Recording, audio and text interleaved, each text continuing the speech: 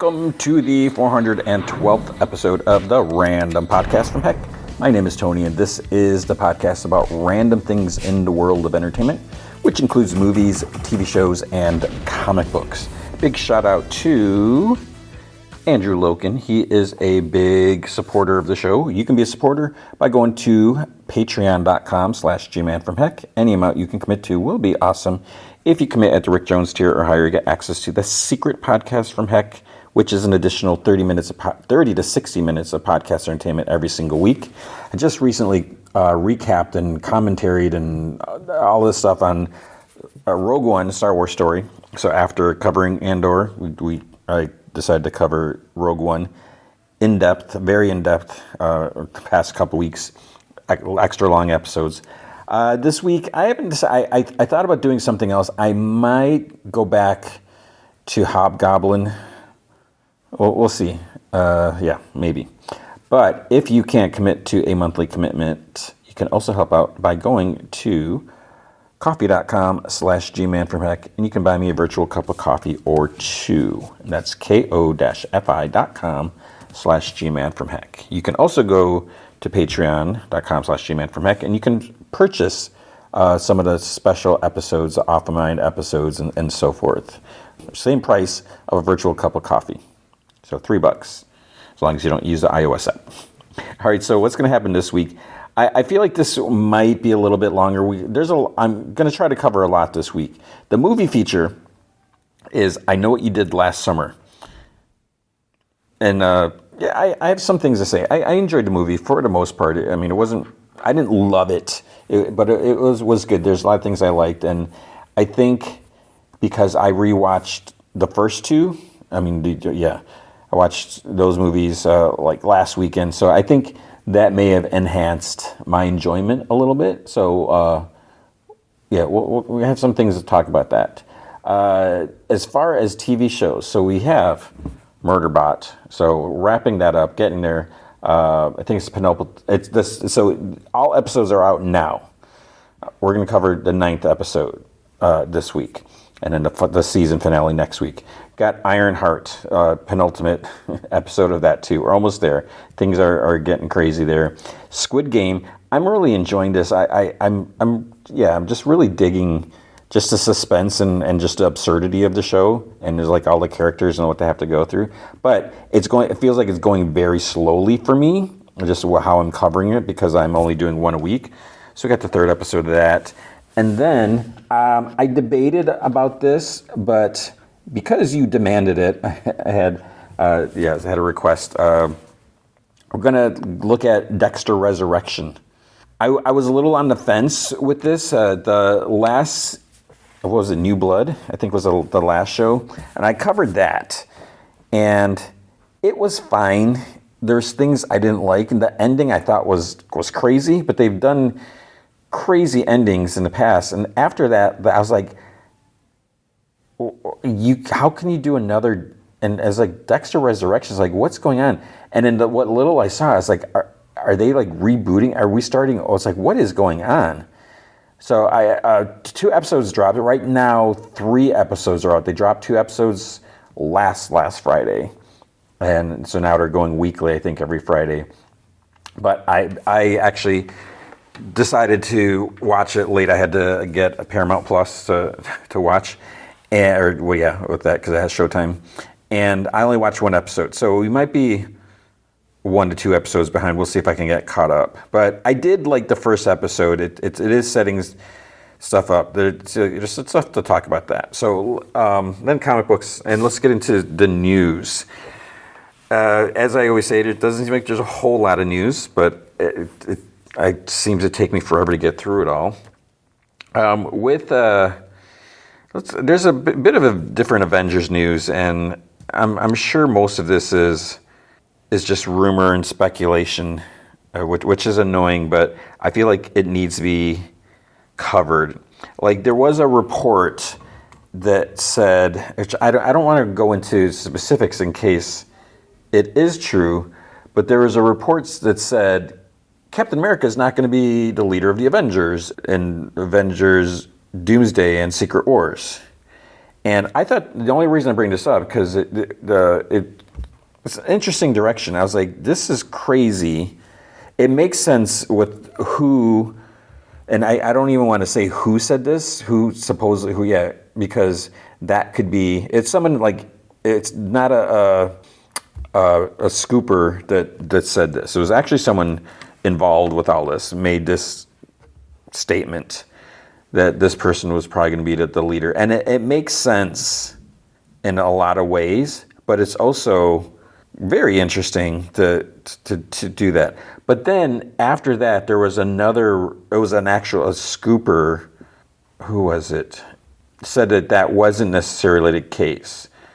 So the scooper is saying that the industry actual person is wrong, and they're saying that no, it's going to be Sam Wilson and Yelena, which could make sense because wasn't there something how Sam was going to try to sue the Avengers for using the Avengers name, the new Avengers, and I don't know, but could be interesting to see what will happen with that. There was another rumor that, and again, I don't know what this, they're saying that Chris Evans is 100% going to be in Avengers Doomsday. So like him, Robert Downey Jr. and Chris Hemsworth are the only original Avengers to be in all the Avengers movies, blah, blah, blah, blah, blah. But Chris Evans has also been very adamant. It's like, I'm not going to be in a movie. It's like people keep asking, they keep asking, I'm not going to be in a movie. And maybe when he said that was true, maybe then the Russos are like, hey, we got this for you. Because, you know, they do have a working relationship. You know, they've done, you know, a few stuff together.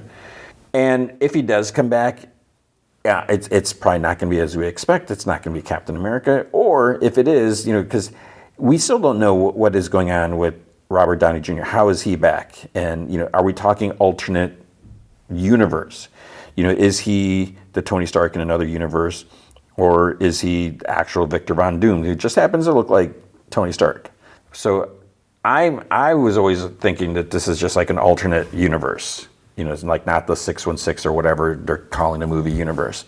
So if that's the case, you know, we have a whole world of other, you know, doppelgangers, whatever you want to call them. They're not, you know, other versions of the characters we know.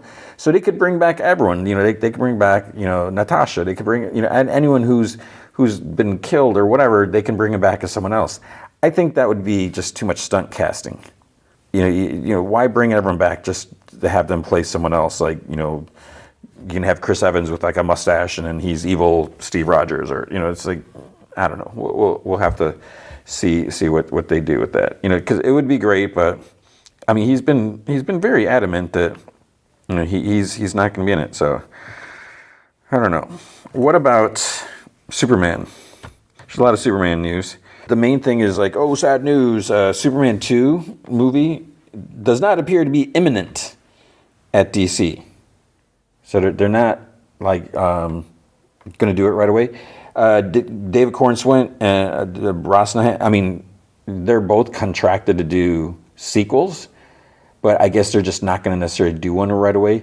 I think it was Variety that says one of the reasons is because they're fast tracking a Wonder Woman movie, but James Gunn's like, no, we're not fast tracking anything. You know, that's not true. We're just, you know, shifting focus on that. So it's, and as far as Wonder Woman goes, you know, there's been rumors like, oh, casting this or that, whatever, but James Gunn said that they're not even doing any casting. They're not going to do any casting. They're not even going to consider anyone until they have a script.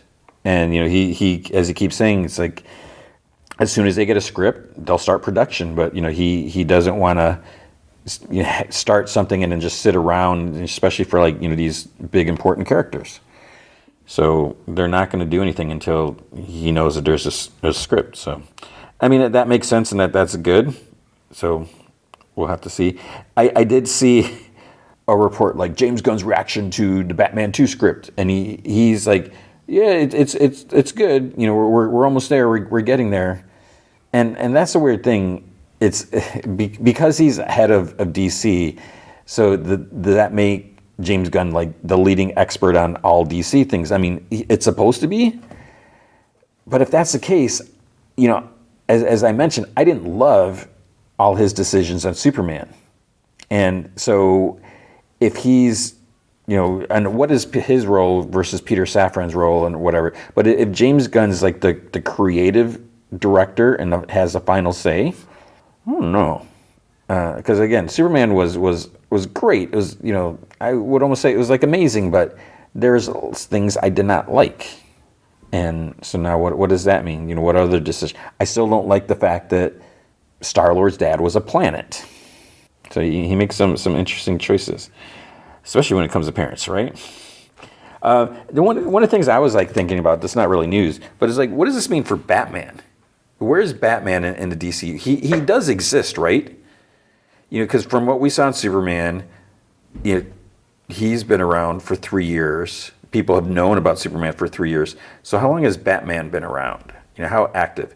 And with was it Brave and the Bold? That they're saying that it's supposed to be, or I think it's Brave and the Bold. It's going to be Batman and Damian. So does that mean that we've had a Jason Todd, possibly, and maybe a Tim Drake and Dick Grayson? Have we had all the different Robins? That's what I want to know. So he's got to be somewhere around, just not in Metropolis when things are going down.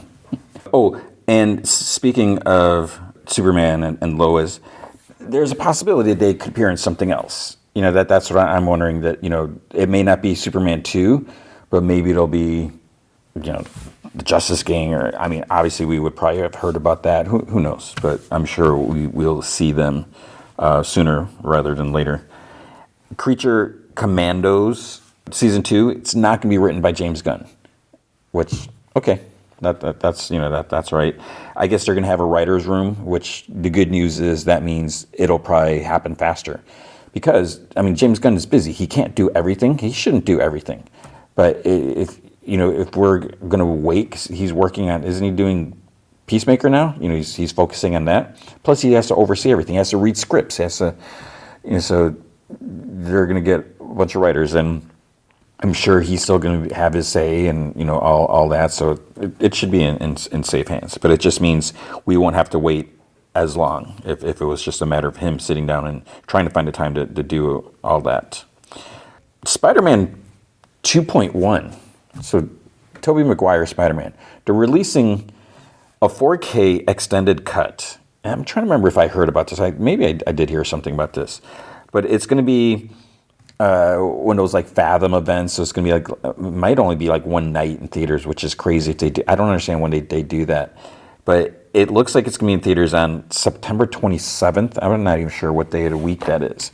So September 27th, they're supposed to be extended. It's supposed to be 4K. I would see that. I guess. No, the 27th is a Saturday. Because usually when they do these Fathoms, it's like a Thursday or a Tuesday or some like weird thing. So I don't know about that. And that just seems weird. Maybe I got the date wrong. But I think tickets are going to go on sale on July 25th. So, but they release like a poster, and it's basically a Spider-Man. You see like the Doc Ock's arms coming at him, and you see the reflection in Spider-Man's eye of Doc Ock in there. So, yeah, maybe. I mean, it's really going to depend on if it's a one night. What night is it? What else am I doing? So I would like to, but I can't guarantee it. One thing makes sense. I wasn't aware of this. There's going to be a sequel to Godzilla -1, which I love that movie. It's one of my favorite movies of was it last year? Or was it 2 years ago now? That was at the end of 2023, and then -1 or Minus Color came out January 2024. I don't know. Time keeps flying. But it's going to be the same writer-director working on it. So that'll be good. I mean, I love that movie. I've seen it so many times now. Judge Dredd. Taika Waititi is going to be directing it. I mean, he's amazing. He's brilliant. The only thing is, like, what a lot of people, me included, when you think of Taika Waititi, you automatically think it's like, this guy's hilarious. He does like funny stuff.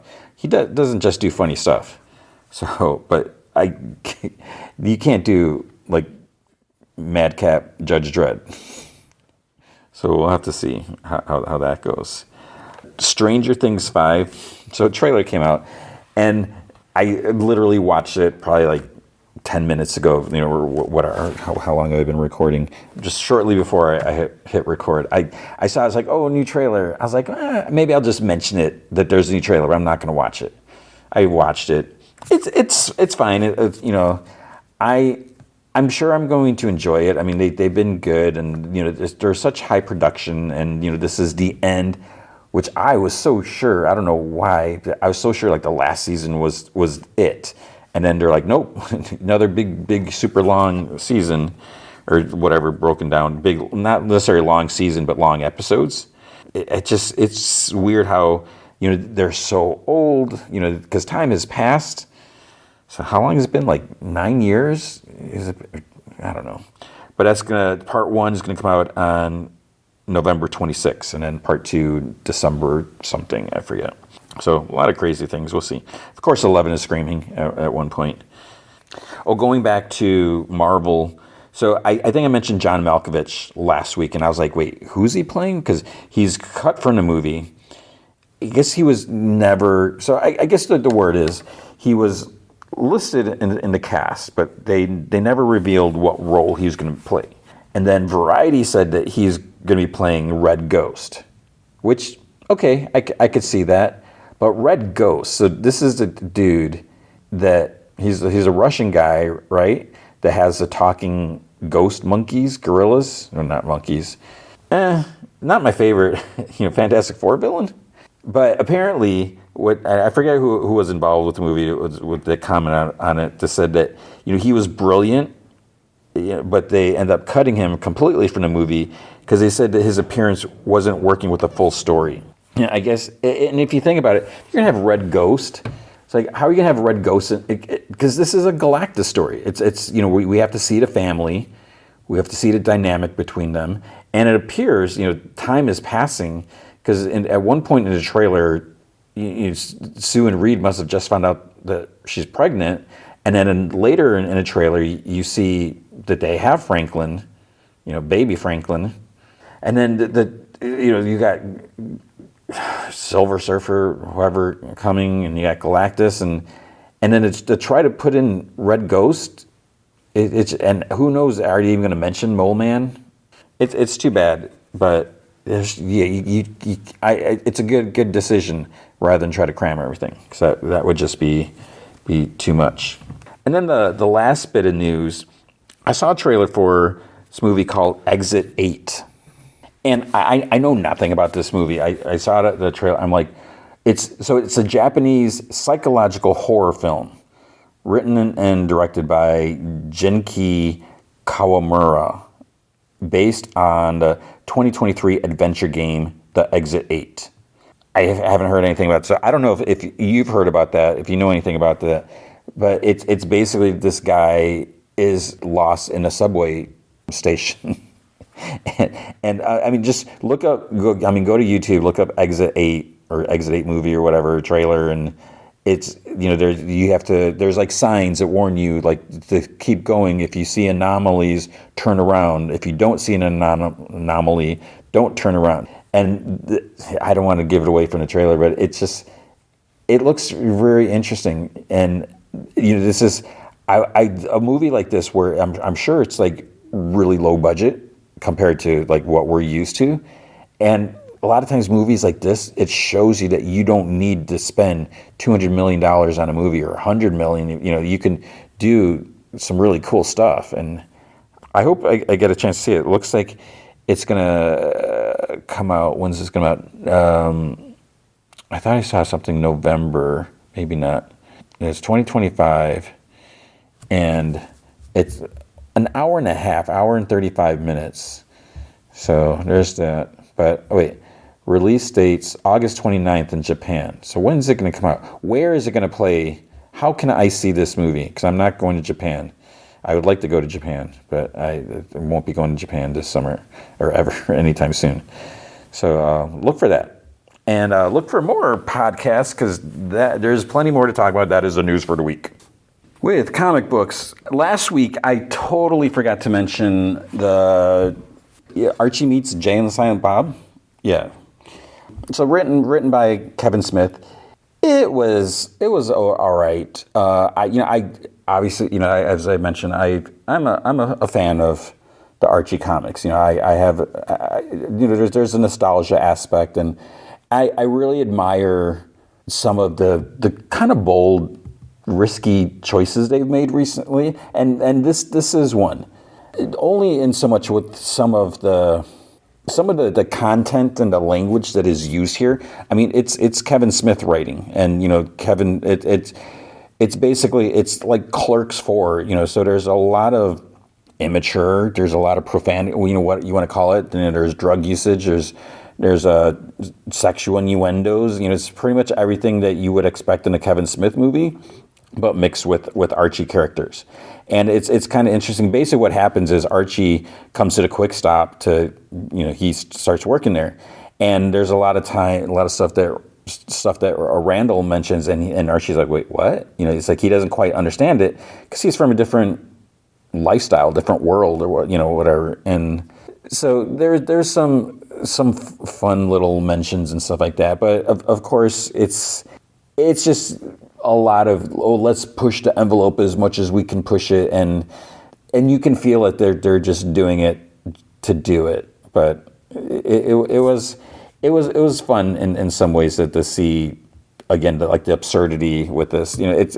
I would say it's just like Archie meets Predator, or Archie versus Predator, or whatever, Archie versus Sharknado, or whatever these crazy crossovers that we do. So look for that if you care. And there's a lot of mention of Clerk 3. So that, this takes place after that. So events from Clerk 3, it's continuing. So I feel like that's important if you care about those characters at all. At Dynamite, so Thundercats, I think, was it 16 came out? I didn't get around to reading that. And I might be behind on that. I don't even know because I always forget when that comes out. And a lot of times I'll be like, oh, I forgot to read it. And then I don't read it or whatever. So I don't know where I'm at with that. But I do want to get caught up because I'm curious, like, so the Calica, is that her name? Like where they're going with that. And where's Lionel and what's going to happen to the Sword of Omens. So I need to get caught up.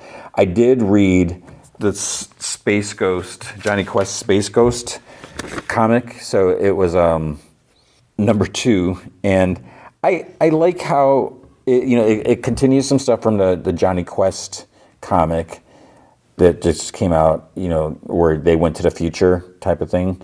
So there's a little remnants continuing from there. Because I think is it Joe Casey writing? I forget. It works. I mean, I was a fan of both animated series. Catching them like on the repeats. When. I've mentioned seeing all this cool stuff from the 60s, from before my time, watching these old classic cartoons. And so I think it's cool seeing how, the interaction, and it works the way they made the crossover happen.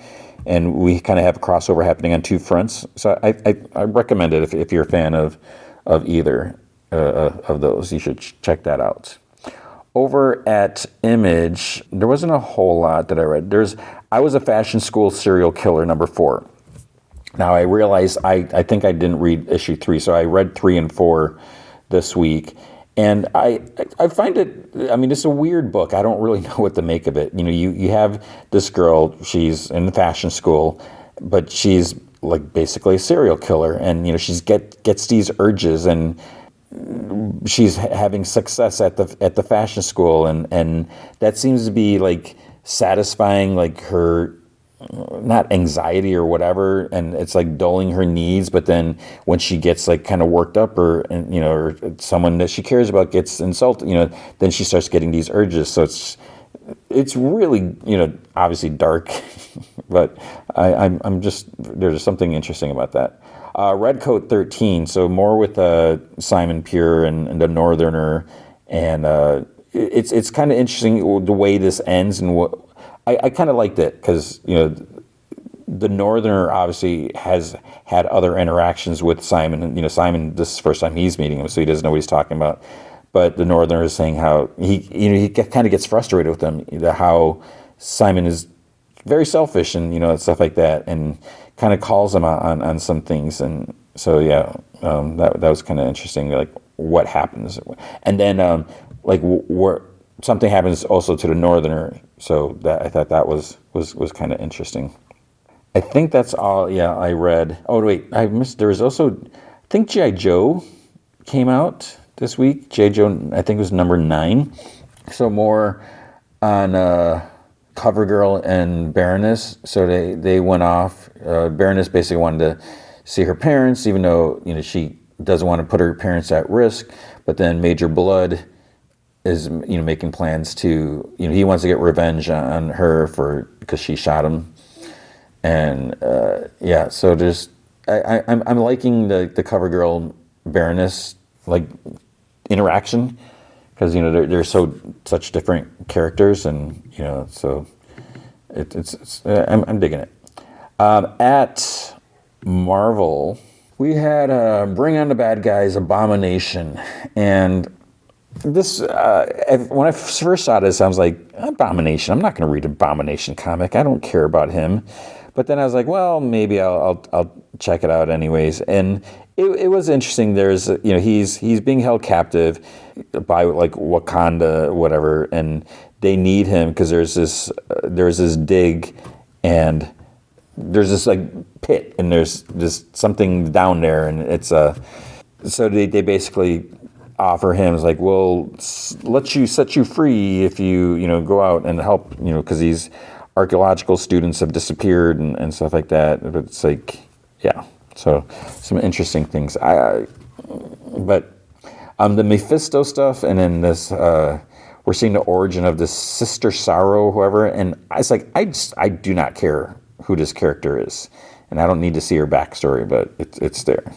Death of the Silver Surfer #2. I'm finding this an intriguing book. It's written by Greg Pak, and it's obviously like taking place slightly, in the future. It's not like current, continuity. And we have just like government groups that are like basically hunting down any alien. They're saying aliens are bad and stuff like that. And it's you see on the cover, Galactus is dead, but then some people want to like manipulate the energy, and at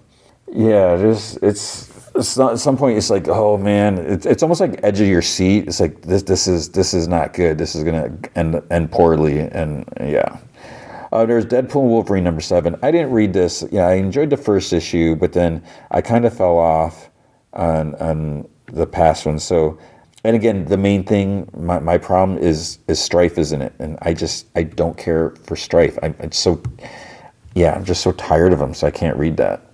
Eddie Brock Carnage #6. This is just like the weirdest. I find it so weird that I'm reading this, because I absolutely cannot stand Carnage, and I do find it interesting, Carnage and Eddie Brock. Eddie Brock, he has morals. When he was Venom, things were not great in the beginning, but then he became the Lethal Protector, and then he really came around and was doing the right thing in that. But now that he's bonded with Carnage, and Carnage just wants to kill. Eddie is trying to control it. They have this strange, and it's like not even like a full agreement of like how things are going to work out. So it's kind of interesting to see that, and because then the idea is like, well, maybe it could be like a Punisher type of thing, killing the guilty, the killers or whatever, to satisfy Carnage and that. But it's like Eddie doesn't even want to do that. He tries killing animals, and Carnage is like, that's not gonna do it. And so there's some bad stuff happening here for Eddie. Exceptional X-Men. Ugh, I'm just so struggling with this book. I love Kitty Pryde. I really like Emma Frost. Iceman, I'm okay with. It's like his attitude sometimes is just weird. But I don't care for these kids. And one of the things that I realize, we have these new kids in Exceptional X-Men. We got these kids in, is it Uncanny X-Men, whatever the Gail Simone X-Men is. Why are we getting all these new mutant characters? and because these kind of came out at the same time, they kind of started the same. I feel like did Marvel put out a mandate to Eve Ewing and Gail Simone's like, hey, we would love if you could create some new characters for us, some new / mutants, not new mutants, but some new characters who are mutants. And the problem is, it's fine, it's cool to see new characters and all that. The problem for me is I just do not care for these characters. I have zero attachment, and I know part of the fun, whatever it could be, discovering who they are, getting to know them. But so far, I don't care. There's nothing that I find appealing about them with what they're doing, and I'm just, it's just such a chore to read this. And then it seems kind of silly in this issue, so I'm going to spoil this. Kitty goes off. She's out, and she's talking because she has. I wouldn't even call her a girlfriend. She's gone on a couple dates with a girl now because she's testing the waters or whatever you want to call it. She's always been a bisexual, I guess, and now she's pursuing that. So that's what I mean. It's not that she's testing the waters, but I don't think she's ever fully had a relationship unless I'm totally forgetting something. I mean, she's mainly dated dudes. It hasn't worked. And then it just happened. I don't remember if she was set up or how it happened. But then she calls her. She's like, you left something at, it was very important. And she's like, you left your toothbrush at my place. And then I don't even remember her name. She's like, I didn't forget it there. I just thought, she's like, what? So it's just weird that they're making this whole big production thing because they're same-sex characters. I feel like if this was Sam Wilson and someone left a toothbrush, I don't even think they would bother mentioning that because it's like, what is this, a soap opera? And I know a lot of times comics can be like soap operas, having the love drama or whatever. I mean, you look at Spider-Man and all his dating problems, whatever. It just felt very like, you left your toothbrush here, and then Kitty's like, she's kind of at a loss because she doesn't want to put a label on things because she's just dealing with so much, and she didn't want to have any connections. That's why she left the X-Men. That's why she went back to Chicago just to try to get away from everything. But keeps getting pulled into stuff. It just it seemed kind of silly, but whatever. Bravo for making. I mean, I do applaud the fact that we can have that where. I even feel like 5 years ago, it'd be like taboo. It's like, oh no, you can't insinuate that. Maybe not 5 years ago, but I mean, just fairly recently. It just seems silly. But these kids, I don't care about them. I mean, I feel like there's so many other characters that are in comic limbo that aren't being used. And it's just like, you just creak. And it's not even just in the X-Men book. There's a couple other books this week that I'll talk about, and I shouldn't dwell on this. What do we have? Godzilla destroys a Marvel universe. Did anyone read that besides me? I didn't. And did anyone read that? Because I'm curious, but it's just, and I'm not even sure. I can't even speak if these books are all tied together because we've had all these separate Godzilla books, and I don't know if they're all in the same, continuity, or if it's just separate. I noticed this one. I haven't even looked at this. I didn't get this. I didn't read this or anything. But I just looking at the cover, I see it's written by. I'm assuming that's Jerry Duggan. That makes me like, maybe I should have read this, but I didn't. And part of it is there's so many comics to read this week. If there was less, I definitely would have checked it out, especially if I saw Jerry Duggan wrote it. I did kind of read Giant Size House of M. I am not enjoying these books at all. Kamala Khan, she's great, but it's like Kamala and Legion, they're traveling through time, going through different events, historical X-Men events, and things are getting changed, and it's just, I don't care. I don't know where this is leading to. Then we have Imperial #2. It feels like it took a while for issue 2 to get here. Things are crazy here. We've had all these leadership, all these people that have been murdered. All these ruling aliens or whoever, it appears, there was a sniper, and this is a part that I haven't heard. So they see the sniper that takes out like a person, the big meeting, whatever. So they're like, oh my gosh, it's this empire that's responsible for doing all this. We have to attack. We have to do it. So they basically, like, we see Gladiator and the Shi'ar, they're targeting all this stuff. But then the question is like, is that empire really responsible? Because they're going with the fact that they see a sniper dressed in, and I don't want to give it away because even though it's kind of silly. It's silly that I'm not mentioning it, but it's a big deal. So the sniper is wearing the garb of this empire and using the weapon or resources of this empire. So everyone's like, it's what's going on? But no one even questions like, maybe it's a setup, or maybe they're being framed. It's just like attack first without asking anyone. And then what I'm also kind of confused is the leader of this empire is out in space when we've seen this person in like other comics and they're not out in space. I don't know what's going on. Yeah. So interesting things there. Then what is this even called? The World to Come? Is that the name of the comic? Marvel Knights, The World to Come. I'm a little confused with this. So I was reading this. I don't think I read a lot of Marvel Knights stuff when it first came out. The big thing here is Black Panther has a white son. What does this mean? So we find out more about that, but then we see it kind of goes back and we see like some origin and some stuff, and then there's this one character which I was a little confused. I was like, wait, I thought we've seen this character before, and that doesn't look like the character that how I remembered them or how I would think that they would look like. And so I don't know where this is going.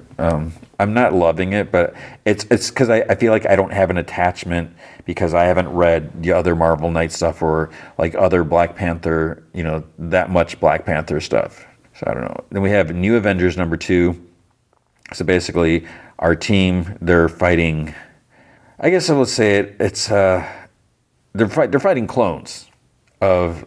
I'll even spoil this because maybe you'll find this enticing if you're like, I don't know if I want to read it. They're fighting clones of like the Illuminati members. Some of them, all of them, some of them. So that's kind of crazy that someone was able to make these clones. And that they're trying to fight them, and things get kind of crazy. And the members, the quote unquote members of Bucky's team, it's like they do not get along. They don't want to be on a team, and it's like, how do you get them to fight? And so there's I think that's what I like about this. This not like your traditional team book because they don't want to necessarily be a team. So that I find that interesting. Then we have new champions. So I decided to check this out. I haven't been reading it. We're in issue 7. This is another case of like what I've been saying before. We have all these new kid characters. And, I think I checked out like the first issue because there was kids that were introduced in the last Spider-Woman series. All these young kids dressed as like Avenger characters. There's like someone dressed like some guy dressed as Ms. Marvel or whatever, taking that identity. There's some dressed as Moon Knight. And just like it's weird. I have a problem with that these kids, and I talked about it, especially with the Moon Knight one where we got like this one little glimpse. I feel like Moon Knight would shut this down more than the appearance that we saw. I don't even remember what comic it was just recently. But these kids, they've taken it upon themselves to make their identities, or quote-unquote superhero identity, as like a junior member of an existing character. And I just don't see where you would get off on doing that when you don't have their consent or their endorsement. You're saying, like, oh, I like this character, so I'm gonna dress up like a younger or different version of them. And everyone's going to assume it's like, oh, they must have worked together or trained or something. But it's like, no, it's not endorsement. Moon Knight is not endorsing this Moon Squire or whatever you call, and it's just silly.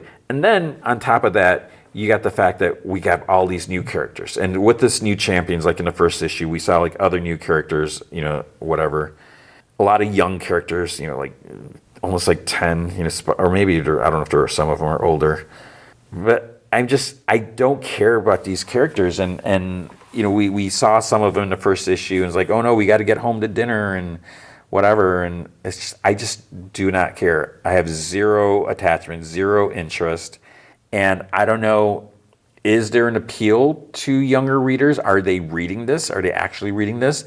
And are they able to get into it because they are new characters? There is no like decades of history for them to worry about. They can just like, oh, this character looks cool, and then they can just go from there. I don't know, but we get another new character introduced here, introducing Night Drifter. And this character has like so much attitude. They're so cool, whatever. They're like apparently half vampire somehow. They're being turned into vampire, but it didn't fully go or something. I think they have like one fang. And this dude just thinks he's so cool, and like you see on the covers, like, oh, he's got a stake, he's cool. I don't know. And it's not for me. But see, it's crazy. The book is rated teen. I just maybe teens would like. I don't know. Spider-Man versus Predator #4. This was fine, but it seemed like there wasn't a whole lot of Spider-Man versus Predator in this issue. It was more like the Predators versus the Rogue Predator, along with Kraven the Hunter. One part that really bothered me, Kraven's like, where is the Predator? I hate the fact that he called it a Predator, because I don't think anyone would ever have they ever called him a Predator in any of the movies? It just seems silly. That's what we call them. That is not what they're called. And the fact because why would Kraven call him a Predator when they would be his prey, if anything? Because if they're a predator, they're not going after him unless they're just a predator going after other people. So he's looking for that predator. It just seemed very silly. And then with what happens at Kraven at the end of this, I was like, wait, did that just happen? I don't know. Spider Girl. So this is another one. So we got this Spider Girl character. She's a kid. Why do we have to have this new Spider Girl when we have other Spider Girls that we could have? And the fact, I don't even understand why she's calling herself Spider-Girl. Where did she get her web shooters from? Because Spider-Boy, he would always complain that Spider-Man wouldn't give him web shooters. And she's got them. And she has these mutant abilities. So she's kind of like Taskmaster, basically. So it's like, she doesn't, why does Spider, and I don't know if it was mentioned before, because we saw her in Spider-Boy, and she was, working or whatever with Bullseye. But now, I guess, is she more heroic, even though she was working with a despicable piece of crap? I don't know. Star Wars #3. This was okay. This was, there's a little bit with Luke when, he went off on his little mission. But it's more so about Han Solo. We get a flashback. There's one character. The character goes to Cloud City, they're being pursued by someone. They kind of like crash there, and he tells Lando's like, I need to talk to Han Solo, whatever. I need to talk to Han. So Han is like hanging out with Valance, whatever his name is, that cyborg dude. And so I'm curious to see where that's going to go. There was also Ultimate Black Panther, issue 18 came out. And Ultimate X-Men 17. So I'm not reading those. There was a teaser for Ultimate Endgame or something like that. So a friend of mine, he's like, are they going to cancel the Ultimate books? Or or maybe he's like, they better not cancel them, because he's enjoying some of them. For me, I'm okay with the Ultimates. I don't care for Ultimate Wolverine. I'd like to read Ultimate X-Men, but it is just a matter of time. I didn't get into that. And it just feels so separate from the other Ultimate books. And then Ultimate Black Panther, I didn't really like the Moon Knight stuff. And then I'm not even sure where it's going. So it's mainly Ultimate Spider-Man is the only one that I really care about. Mike is going to do Ultimate Spider-Man, and it's not to say that no one else can write it, but what happens when the day comes and Jonathan Hickman's like, yeah, I've told all the stories I want to tell, or I want to do these other books. I don't have time to keep doing this. Would they get, obviously, if it's so successful, and I'm not sure what the numbers are or anything like that, then, they would probably like, well, we'll just get someone else to write it. And while Jonathan Hickman is not the only person that can write Spider-Man or a Spider-Man comic or an Ultimate Spider-Man comic, it would just be weird if then they got someone else, because I feel like, and I don't necessarily like worship at the house of Hickman, whatever. I think he's very brilliant. I don't love every single stuff that he does, or I don't read every single stuff that he does, but I do love his Ultimate Spider-Man. I'm just so blown away with how much I was going to say it's amazing, but I mean it is. So I don't know, what more. If someone else were to write it, I feel like the quality could just go south real fast. And the other thing, even if it didn't, if they were able to maintain whatever, I wouldn't want it, 'cause there has to be something to keep it separate from just being another Spider-Man comic. But I feel like there's just this energy or vibe or whatever you want to call it. And so I have no idea what this Endgame thing is going to be. But hopefully it's nothing bad. At DC, oh my goodness, there's so many books at DC. And there's so many books that I'm just struggling with it. And again, I say this all the time. Is it me? I don't know what's going on. Ultimate or Absolute Batman number 10 came out. One of the things that they say, so basically Batman has been captured by Bane, and Bane's like just putting him through all these tests or whatever. But at one point they mention that, at first I was like, wait, are they talking about Batman, Bruce Wayne or whatever? Or they mentioned that he's 6'9" and weighs 421 pounds. 6'9". That is crazy. I'm trying to think, is like, what is the average height and what is tall? And then I feel like 6'9" is taller than tall. I don't know. Yeah. So Then there is Absolute Flash number 5. I'm struggling with this. I want to get into this because I'm not reading any Flash books right now, and that bothers me because I can't get into the regular one. But with this, it's like, here's a chance. This is something new, and we got young Wally, got his powers, cool, and everything. I think the biggest turnoff for me is the fact that everyone knows that Wally has these powers. And there's even a point in this issue where he's like, oh, well, I guess I'll just put this costume on because I got to go, save the day or stop, Heat Wave or whatever you want to call it. I don't know if they're calling him Heat Wave. Pretty sure it was McRory. He puts on a costume, and other people are like, Wally, what? And it's like, right away, it's like, what's the point of costume then if he's got these big goggles, which, obviously that's not much of a, going to hide his face or anything like that. But it's like everyone right away is like, oh, here's Wally. What are you doing? And so like everyone knows that Wally has these powers. And plus the fact, when Wally's with this monkey Grodd or whatever, it's like, oh, I don't know. Right? But yeah, and it's just like, everyone's like, we need to get Wally West. And everyone knows where Wally is. And then there's someone that appears. It's like, wait, is that who I think it is? And it's like, no one mentions it when, There's Wonder Woman number 23. I feel like I may have missed something because there's all this stuff with the Mouse Man, and I remember something with mice or with Mouse Man. I don't think it wasn't last issue. It was maybe a couple issues ago. But there's all these people, and they're like, just keep saying the same thing over again about Mouse Man has ears or whatever. And it's like that's all they say. They don't speak anything else. And you just see like this little girl, you see her with her dad and at school, and just everyone's saying the same thing and stuff like that. So then it's like there's like nothing to read in this comic. It's like is this just like the G.I. Joe silent issues where you just look at the panels and you just zip zip zip zip zip, you just keep going.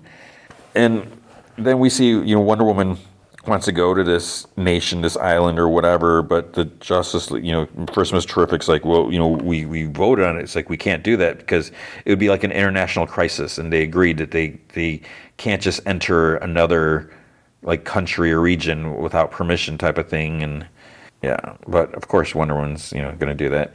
And you can see on the cover, she's got her baby like strapped to her back. It's like, okay.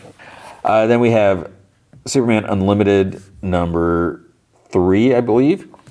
This was like a crypto story. It's supposed to be like, I feel like it's like, oh, everyone loves crypto. And this was, obviously it was written before the movie came out. And maybe, I don't want to speak for anything. I have a lot of respect for Dan Slott. And, it could be like a DC, like, hey, Dan, you want to write a crypto story? And he's probably like, I would love to. But I feel like this was trying to be like, oh, everyone loves crypto. Let's use that love, that fondness, and try to tell this cutesy story. And I love crypto. I'm a huge crypto fan. I didn't really care for this story. And then the other thing, like the art, it's like it didn't even look like crypto. It's like a different type of dog. He looked more like a schnauzer, whatever here. Because then we see like the way crypto looks in the crypto comic. It's like they're two different dogs. The only thing they have in common is they're white. But yeah, and then we see like Jonathan here, and it's weird because he's basically wearing like his old costume when he was a kid. He's not wearing his new Jonathan costume, and he doesn't have to wear that all the time. But it's like you're dressed like you were when you were like 10 or whatever. So that was a little weird because at first it's like, wait, where does this take place in continuity? But then when you see, at one point he's being dragged by crypto or whatever like that, it's like, okay, that's a longer torso, body, whatever. So he's clearly not a little kid. But it's just, yeah, it's a crypto story. It didn't work for me. Then there's Detective Comics 1099. So this is continuing this stuff with that Elixir group and Harvey Bullock and Penguin, and it was okay. It was fine. But next at the end, it's like next month, the monumental 1,100 issue. It's like I guess that's a big deal, but it just seems weird because like, oh, this is issue 1,100, yay, celebrate. I don't know. It's just once you're past 1,000, it's like unless it's like the next big number would be like 1,500, but like 1,100 is like okay. Then we have Batman Superman World's Finest. I forget what number this was. This was basically a Bizarro comic. Now I'm a big Bizarro fan. I think he's a really cool character. I feel like he's an extremely overused character. So now whenever, like when I first saw this cover, I'm like, oh, Bizarro World, Bizarro Batman, or Bizarro Superman. And it's like, I start rolling my eyes. Now, this is written by Mark Waid, so, that should be a positive thing. And it was fine. What was weird is almost like the way Robin was behaving. He was really angry or attitude, and I guess it's understandable because he doesn't even. It's like, wait, how do we get? Where are we? And they're like, you're in Bizarro World, and he's like, how do we get here? And it's just like all this stuff, and you have all these Bizarro super. There's like multiple Bizarro Superman, like all these Bizarro people like trying to kill them or whatever, and so he's just like so mad and like he's like, what the hell is this? What's going on? And it just seems like Nightwing or Dick Grayson wouldn't necessarily say that. Because then also when you see like Batman and Robin Year One, which is Dick Grayson, also written by Mark Waid, it's almost like they're very different. But like all this Bizarro stuff, it was better than I thought. But I feel like, and I'm not accusing this book or Mark Waid or whatever or Dan Slott, but I feel like a lot of times there's like certain character that are kind of like they used to be obscure or a little kooky, a little wacky, like. Mixia's Pitalik, he was one, or Batmite, or you can these characters that you didn't see all the time. So then it felt like someone, editor, writers, whoever, would be like, oh, let's do this story. There's this weird, wacky thing people won't expect that we can do this something cool. And it's even like with Bizarro. I don't know if I mentioned Bizarro. It's like we would get all these Bizarro, like every once in a while you get it's like, oh, this really weird Bizarro story. He's so cool. And I feel like it's just being done to try to capture that, which it makes sense that publishers or writers would try to do that. But and maybe I'm just being like super skeptical, which it's totally possible. But yeah, I didn't care for it. I'm not reading New Gods. I don't know how that's going. Batman and Robin, year one. So this is Mark Waid, Chris Samnee. I'm really enjoying this book. I just feel like we're at issue 9, and it feels like it's taken a long time for things to happen. But there is some. I do, and I really like the way Robin is written here, and I think there's like one scene in particular. What Mark Waid does, and I loved it. I'm not reading Titans. But it's like, I don't know what's going on. Someday I'll get caught up. Crypto, The Last Dog of Krypton, number 2. This book has like a warning on it, because Lex somehow found Crypto, and he has this dog, and he's not living with his parents, and he is a horrible dog owner. And there's a part where he's like smacking him, and he's cruel to him to try to train, quote unquote, train him. So it's it's very hard. I mean, if you don't like Lex before, you're not gonna like him here. Just for whatever he's trying to do. And boohoo Lex. It's like, ugh. Nightwing number 128. I'm not caring for this. So Nightwing is going into the Titans Tower. It is like all encompassed with this weird energy, and this is the other one. Might. What is his name? It's basically like Batmite version of Nightwing. Oh, we got this little cute version of Nightwing. Oh, haha, that's so funny. But it's just. But then you got all this other weird. I don't even know what's going on, and it's like, I don't care. And the Tom Taylor, I don't want to compare anything like that, but with this other group, whatever the militia or the security, I don't even know what's going on. Then there's a Satana number 6. I haven't been reading that. Now watch, this is going to be another book, because I'm thinking like, oh, it's probably just a mini series or whatever. But now this is probably going to be another book that goes like to issue 50 or something like that, and I've just missed out. We have Robin and Batman, Jason Todd. This was number 3. I forget what issue this was. And this is kind of hard to read, only in the fact that not that it's it's Jeff Lemire and Dustin Nguyen, which they're brilliant together, and seeing Dustin's art and the watercolors, it's gorgeous. What makes it hard is because Jason is just such a unfortunate character. Like what he went through, because like one thing he's like, Bruce is like, did I make a mistake? And bringing him in and trying to train him and teach him all this stuff, because Jason just has such anger, and he's just like not really controllable. And one of the things that like Bruce mentions, like Dick had parents, he had loving parents to begin with, but Jason didn't have that. So they're not the same, and so it's hard to see just like the anger and stuff that he's dealing with, and when you have Alfred being a little like maybe this wasn't a good idea, when even Alfred thinks that, sort of, even a little bit, it's like, wait a minute. So that's what makes it hard, and because Jason Todd.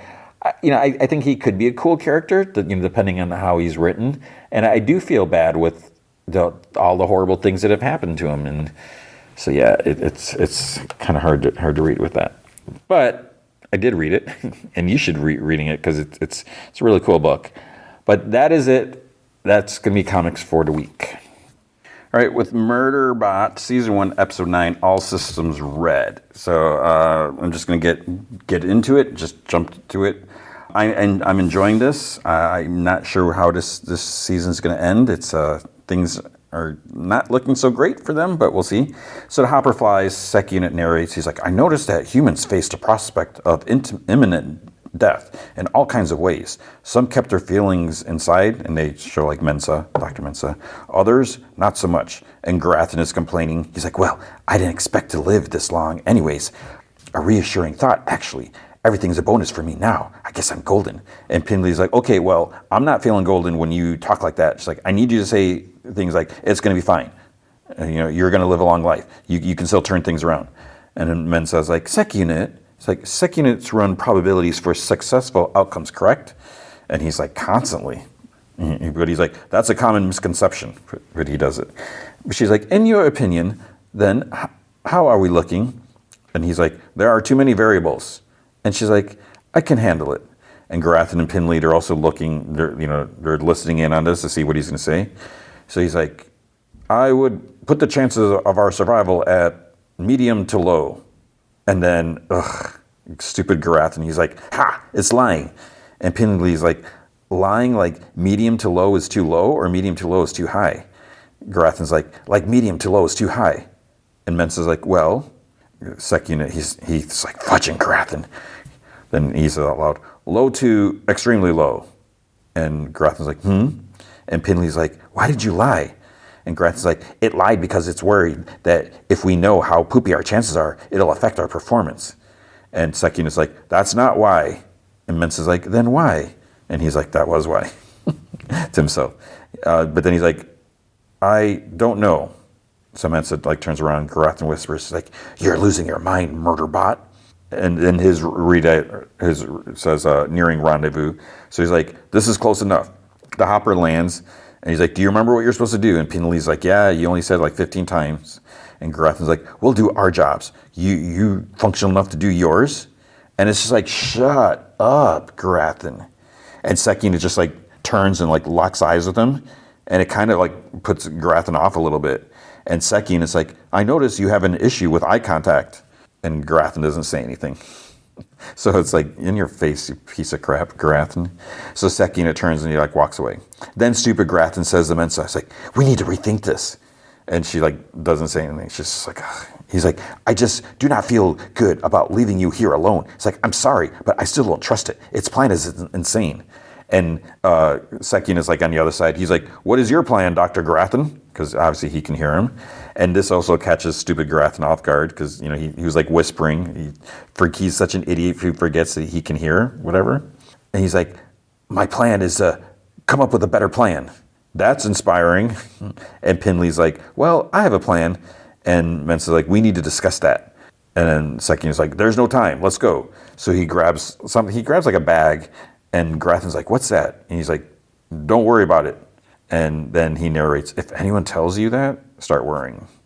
So Rathy calls Sec Unit. He's like, the habitat is secure. No signs of enemy combatants. And he's like, stop talking. Keep this channel clear. And Rathy's like, copy that.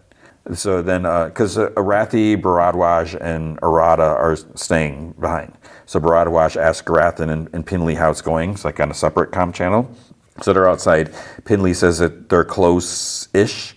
Grathan says to Pinley that Mensa shouldn't have even come along in this mission. And Pinley's like, it's like, I know, but try telling her anything, once she made up her mind.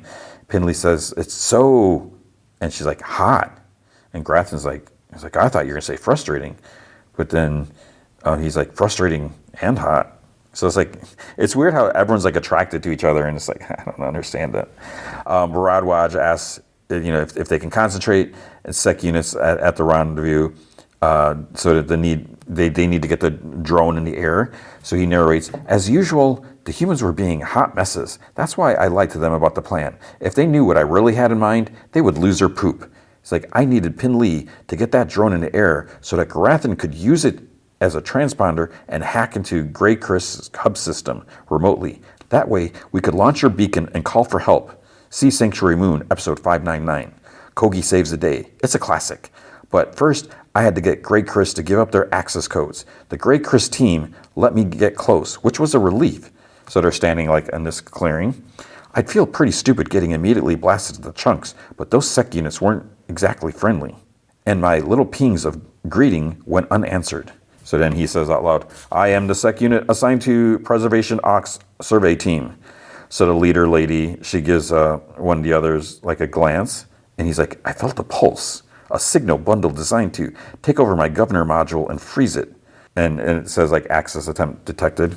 He's like, so it's a good thing that my governor module wasn't working. All I felt was a mild tickle.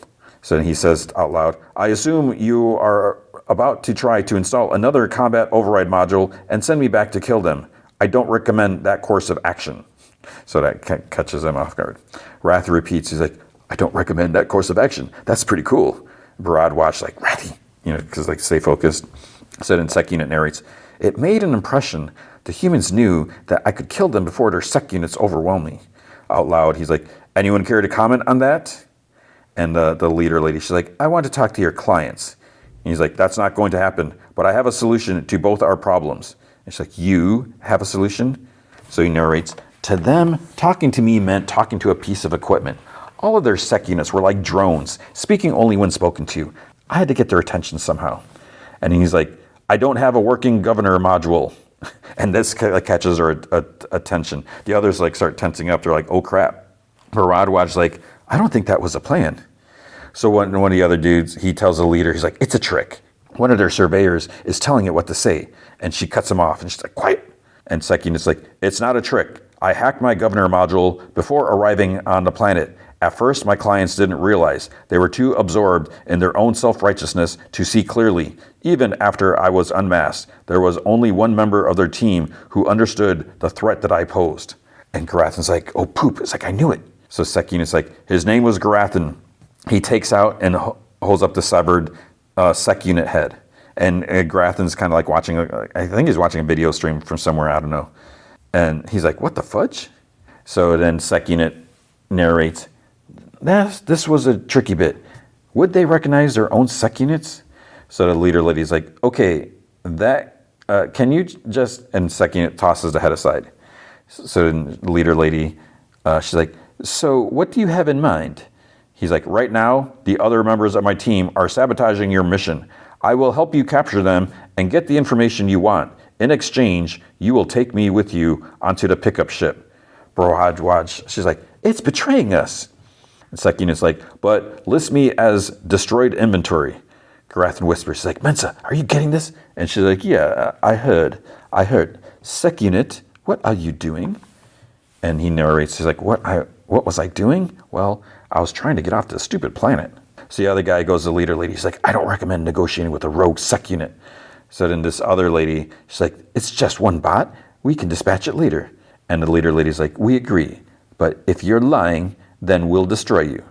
And he's like, good luck with that. I've killed 2 of your Sec units single-handedly. And he's like, and then he narrates, okay, they beat the crap out of me and I got lucky. So then she's like, what's the information? So Sec Unit's like, open a satellite link and use your hub system to connect to our hub system. I'll fool those idiots into leaving the connection open. Mark me as destroyed. Then I'll hand them over. Professor Baradwaj, lower the firewall. I need you to let Grey Chris into our system. And Rathy's like, hang on, you just said, he's like, this wasn't a plan. But Sec Unit's like, this was the plan. Just part of the plan that you don't know about. Trust me. So the leader, the other Grey Chris, they can't hear this part, I guess. So then Narada's like, we have to trust it. And Rathy's like, yes, but this wasn't a plan. Baradwaj's like, we have no choice. We need to open a channel. Open it. So Rathy hesitates. Open it now. Garathan and Pinley are close to the other habitat, and he's like, poop. He's like, they're giving Grey Chris access. And Pinley's like, that was a plan. He's like, it's Murderbot's plan, and it is. And she's like, shut up. She's like, we have to trust it. You didn't want to go with my plan. And Garathan's like, autopiloting the hopper right into their habitat? How were we going to launch the beacon then? And she's like, yeah, that was a flaw. Okay. It's like, so now they launched the drone, and the drone can see like the Grey Chris's beacon, like where it's at, like a little ways off. Sec Unit's like, Grey Chris signal incoming, hack the security code and send to Garathan. Garathan's like, I have it, I have the codes. And Pinley's like, good, now get in their system and launch a fudging beacon. Mensa, we're gonna need a pickup. She's like, yes, ready to dust off and get you as soon as it launches. Sec unit's like monitoring, sees a drone online. He connects between the hopper and the beacon. Grafton's like, the drone's connected. I'm getting ready to send a command package to launch their beacon.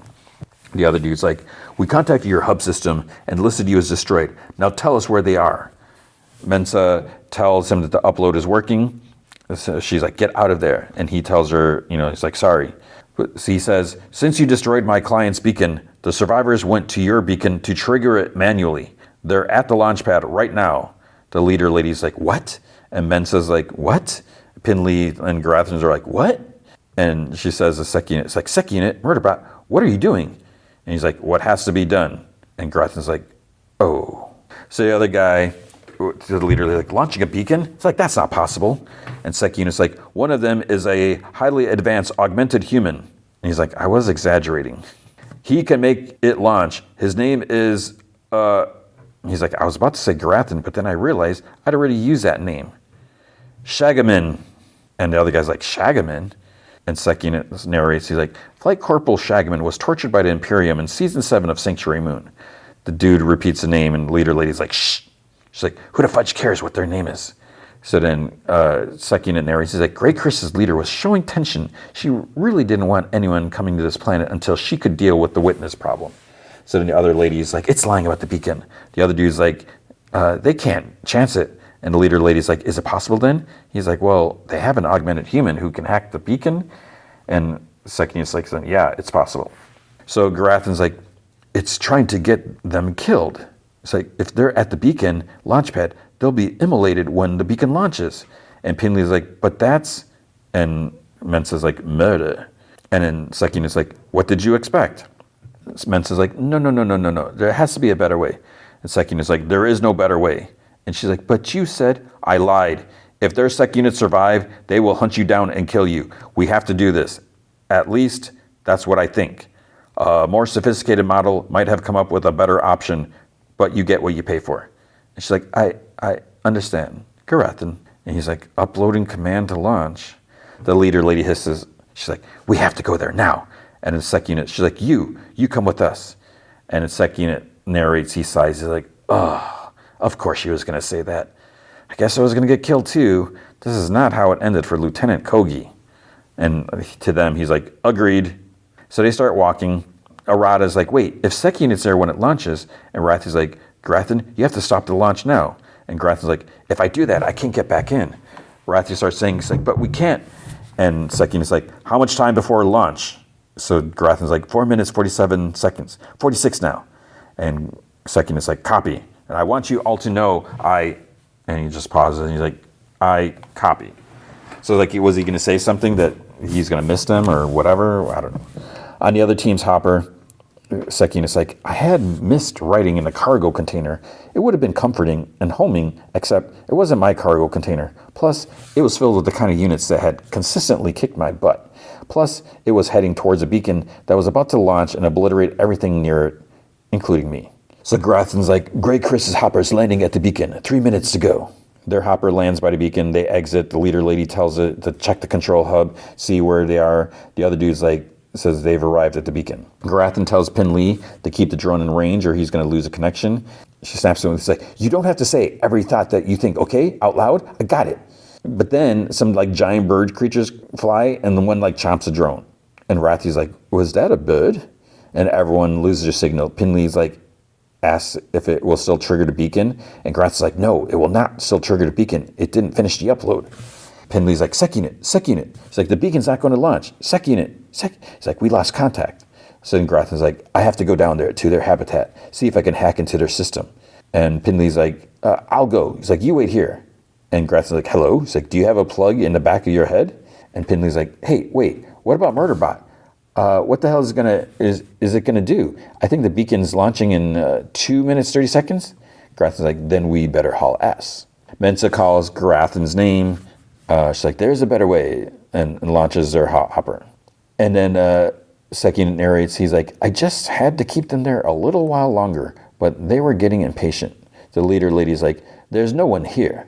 And Sec unit's like, it might appear that way, but trust me, they are here. They are extremely resourceful. The other guy's like, I thought you said they were clueless. And sec unit's like, correct, they are, but only in certain matters. They're excellent at hiding. The lady's like, okay, let's leave a sec unit here and go look for them in the air. And then he's like, wait, I have been meaning to ask you. So the display says it launches 1 minute. He's like, I need to ask you something. And he's like, I needed to stall, but it was time for small talk. And luckily, my conversation skills has improved significantly. Where are you from? And the leader lady's like, where are we from? He's like, they were spellbound. She's like, it's none of your fudging business. And sec unit's like, fair enough. No need to be rude. So 43 seconds left. Also, one more thing, real quick. How do you like this planet? And she's like, why don't you shut your mouth? The other guy's like, I hate it. And sec unit's like, you hate it? He's like, yeah. He's like, okay, interesting, because I too feel hatred towards this planet, but that's just me. And the guy's like, no, it's not. It's like, it's not just you, because I just said that. I hated it. We agree then. Clasp hands. And he like reaches towards the other guy. The other guy like kind of like cringes back. And he's like, whatever. And then he runs. And then he's going to jump like in this ditch. He's like, boldness is all. He dives in a ditch because the time's up. The beacon was supposed to launch. But obviously nothing happens. The others like go to the edge and they look down. They're confused. And he's like, what happened? Where was the explosion? Someone's like, boldness is what? And they're like, what are you doing? Sec unit's like, I thought I saw some people crawling around, sneaking. And speaking of sneaking, Garathan and Pindley are moving towards the structure. He tells her to keep watch. He just needs a minute to hack back and launch the beacon. Mensa's trying to call Garathan, and Pindley says that she's not sure if they can hear her, but she hasn't seen the beacon launch, so she's going to help sec unit. She's hoping that they'll manage to set off the beacon and take care. And she's like, and take care of my children if you know. The other sec units have their arm blasters pointed at sec unit, and he's like, there's a pebble in my boot. And the leader lady's like, get in the hopper now. And he's like, yeah, sure. And then he narrates, obviously, they were planning to kill me as soon as they had ripped any data they could out of me. So the other guy's like, hold on, what's that? So Mensa in the hopper approaches, and sec unit's like, oh no. It lands, and the leader lady's like, guess it wasn't lying after all. So Garathan's connected. He's working on launching the beacon. Then a dude from the other team sees him, like looks at him for a second, and he's like, hey. And he holds up a little blaster. He's like, who the fudge are you? Garathan's like, who the fudge are you? And Pindley hits him in the back of the head from behind with a wrench. And then she starts worrying about, it's like, oh, is he okay? It's like, I didn't want to kill him. Garathan's like back at hacking. He says, it's better than him than me. He's like, okay, countdown, 1 minute. Comms are back online. Ping Mensa. But Mensa exits the hopper. She's like, I'm Dr. Ada Mensa, planetary admin for the non-corporation Freehold Polity Preservation Alliance. And the leader lady's like, planetary admin? The other guy's like, seriously? And second is like, seriously. And the leader lady's like, shut up. She's like, what's a planetary admin doing on this poopy planet? Mensa's like, I've asked myself that numerous times. I think it boils down to 2 words, alien remnants. And the leader lady's like, yes, it's illegal to exploit or extract alien remnants. Anyone who finds them needs to leave the planet immediately and report their findings. And Mensa's like, absolutely, but they can be valuable enough to make it worth killing, can't they? My team discovered a trove of alien remnants. And on our comm, Pindley's like, Mensa, he's like, can you read me? We're triggering the beacon. 1 minute countdown. So Mensa's like, I'll tell you what, I'll give you the data in exchange for my sec unit. The other guy's like, you want the sec unit? She's like, yes. And he's like, why? And sec unit's like, yeah, why? The leader lady's like, thank you very much for the offer of information, but I think we're just going to torture it out of you. And then sec unit's like, let me do it. And to the other guy's like, and you should not bear witness to this, because I live for gleeful torture. I was born for betrayal. The other guy's like, Sanctuary Moon. And he's like, what? He's like, I thought I recognized it. The sec unit keeps quoting things from Sanctuary Moon. And the leader lady's like, wait, that crappy show? And sec unit's like, crappy? How about you try and make 2,797 episodes of premium quality entertainment? And then he narrates, he's like, oh, well, if those were my last words, I stand by them. And then he kicks the lady. Their sec unit starts shooting. Mensa runs, like she goes behind it like this big rock, this boulder. turns and shoots, grabs the one other guy, uses him as a shield, and he narrates. He's like, unlike me, their governor modules prevented them from firing near their clients. So I had a moment to make my pitch. We can talk about this. If you don't have to follow orders, I can teach you how to hack your governor modules. The other lady tries shooting, but shoots the other guy like dead center, and she curses. And she's like, oh, poop. And Sec Unit's like, fudging humans. So the other Sec Unit starts shooting at him now, because now the client is dead, so it doesn't have to worry about it. So he throws a body at one, he punches the other, uses his arm to shoot a third. Mensa is getting tired of like getting shot at while she's behind a rock, so she leans out. She shoots the leader lady, but I think it just hits her blaster, so it doesn't really do any damage. The other lady goes to the hopper and hits the door switch, and the leader lady's like, hey. Sec Unit, because she's going to leave without her. Sec Unit manages to use the other blaster arm to hit another guy. Leader lady shoots the lady trying to leave, so she's shooting her own person. Sec Unit has another on top of him, and he's like headbutting him, and he's like, so there I was, getting my ass kicked yet again, when the thought occurred to me, it didn't want freedom. It smashes the front of his helmet, a command pops up, accept files, yes. So he's like, how about a little distraction? So he sends the episodes that he downloaded at it, and Mensa hits the leader lady. She's like, shoots her. The beacon thrusters start. There's like fire. He shoves the other Sec Unit off. He starts running. Sec Unit grabs Mensa. He jumps off this big cliff, and as they fall, he like kind of twists. He's like, oh, this is gonna hurt, isn't it? But if I twist my body just right, maybe Mensa will make it. It was ironic to spend my last moments hugging a human when all I'd really wanted to do was to be left alone to watch my shows. Well, and the screen goes black. Whatever. So the beacon launches. Bradwa, Jarada, and Rathi see the beacon's way. Pindley and Grathan hug. Then they pause. Pindley's like, I'm sure they made it. At the bottom of the cliff, Mensa's like sitting up, and she's like, Sec Unit, can you hear me?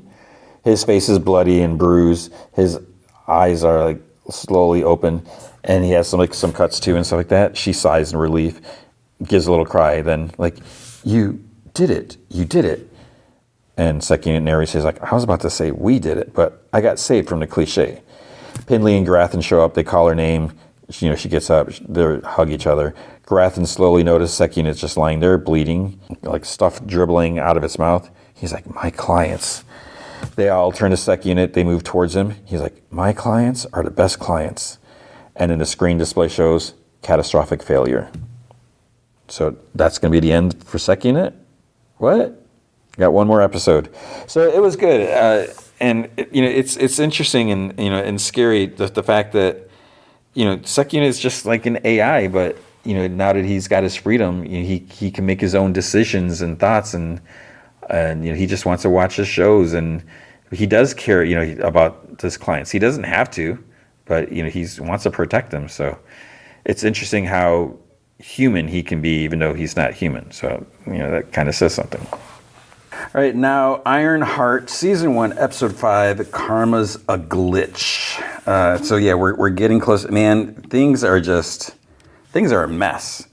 And I don't know what we can say about Riri. I mean, man. So yeah, things not going quite as expected.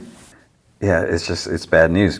So it starts off, Natalie's sitting on a building, like in a suit. She's watching old videos of Riri and the real Nat, and then it ends with Riri asking Natalie, like, "What do you want?" And first she says, like, "Oh, I'd like to, meet Thor and his hammer and stuff like that." But then she's like, "What I really want is just to be happy." But then a warning pops up, and something like hooks on the front of her, like, I don't know if it's like a big magnet or something like that, and it pulls her, and then she's like in the back of a truck and slug comms. She's like, "I have the suit." So then at a White Castle, Zelma's like, I've been trying to tell you, science will not solve your magic problem. This is bigger than you think. So Riri's meeting with Zelma, and Riri's like looking at a drawing. She's like, Dormammu, the Cosmic Conqueror? What the hell does that even mean? And Zelma's like, it's Dormammu, which means you've officially bitten off a hell of a lot more than you can chew. And Riri's like, nah, I can chew a lot. It's like, so you're telling me this puffy-ass cloud with eyes holds apocalyptic powers? It's like, I see pigeons on the south side scarier than this. And Zelma's like, this is serious, Riri. It's like, you could be dealing with one of the most powerful beings in the universe. And this is the thing, like where Riri's like not even concerned. She's not taking it seriously. She's like, how sure are you about all this? And Zelma's like a solid 50%. Riri's like, okay, so why would a ruler of a whole dimension be handing out outerwear to humans? And Zelma's like, my best guess is to come to Earth. And Riri's like, for what? And Zelma's like, I don't know, to eat it? And Zelma's like, or Riri's like, magic 0. And Zelma's like, look, when you mentioned those crazy magic scars on this dude, I did some research. Years ago, there was this rogue sorcerer named, what was his name? Caecilius? In the first Doctor Strange movie, and he used to stand Dormammu in his dark magic, and she like shows this other drawing. He ended up with these purple scars all over his face, like they're all around his eyes. Remember, and he got these weird visions. Like, sound familiar? So this dude tried to unleash Dormammu on Earth in exchange for eternal life. Riri's like, this still don't make no sense. Why would Dormammu give Parker powers? Parker's not some evil wizard. He's just a boy who wants enough commas and zeros in his bank accounts to feel worthy of respect. Someone's like, are you sure about that?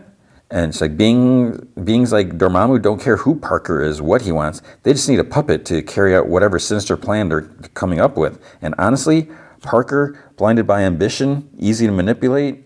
And Riri's like, so how do I take care of Parker?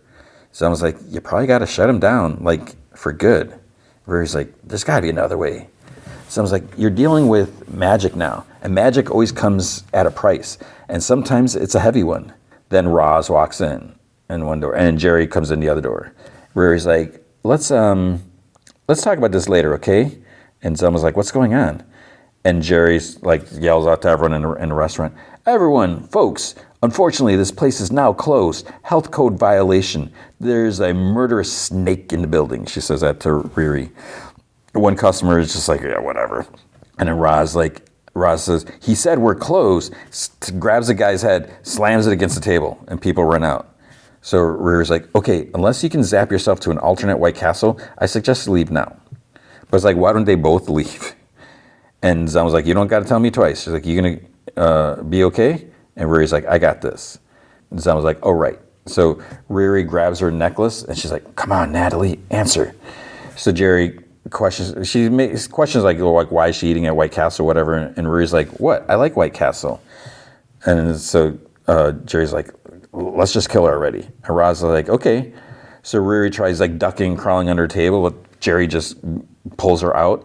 Riri like shoves a burger into Roz's mouth, shoves Jerry like low, hops over the counter, throws some napkins at Roz and like a bucket at Jerry. Roz kicks Riri in the gut. She goes down. Roz walks over like to kick her, but then Riri opens her like a little fridge door, like a metal door. So she like ends up kicking the door. Then Riri swings it again and it hits Roz in the head, like when she like bent over or whatever. And then I think she like, I don't know, she flung some fries at Roz, and I don't know if they had grease or whatever like that.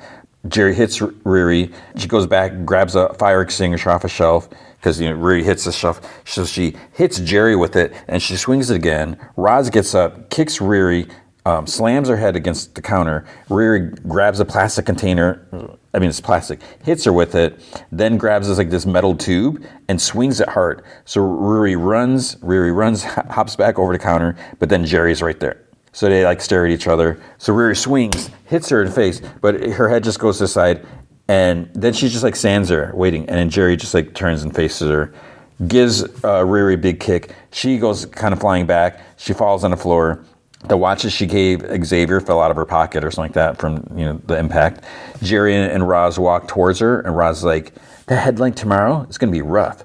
Girl genius dies. And Riri's like, my death won't make the news. And then she's like, well, that was dark. And Riri's like, can you all do me a favor? Just make it quick. One clean shot. And Roz pulls out a gun. I was like, sure. Shoots, but then the bullet like freezes in the air. They're both enclosed in a large energy bubble because of the watch. And Riri like walks up, pushes the bullet like back through, it falls in there, and then she pushes like the bubble forward, and it kind of like rolls a bit. But it's not over yet because Clown is outside and calls like, Riri, ooh.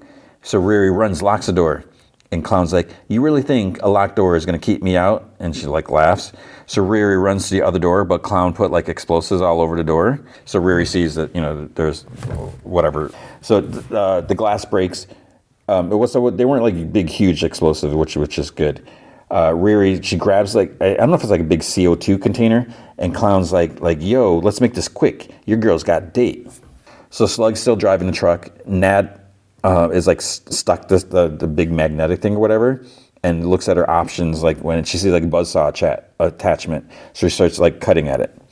Clown's like looking for Riri. Riri's like, hiding, and she calls out. She's like, come on, Clown. She's like, you don't have to do this. I thought we were cool. And Clown like says, that was before you killed John. And Riri's like, it's not like that. I didn't mean to. But it's like, she didn't kill him. That's just like a dumb way to phrase it, because she's basically admitting it.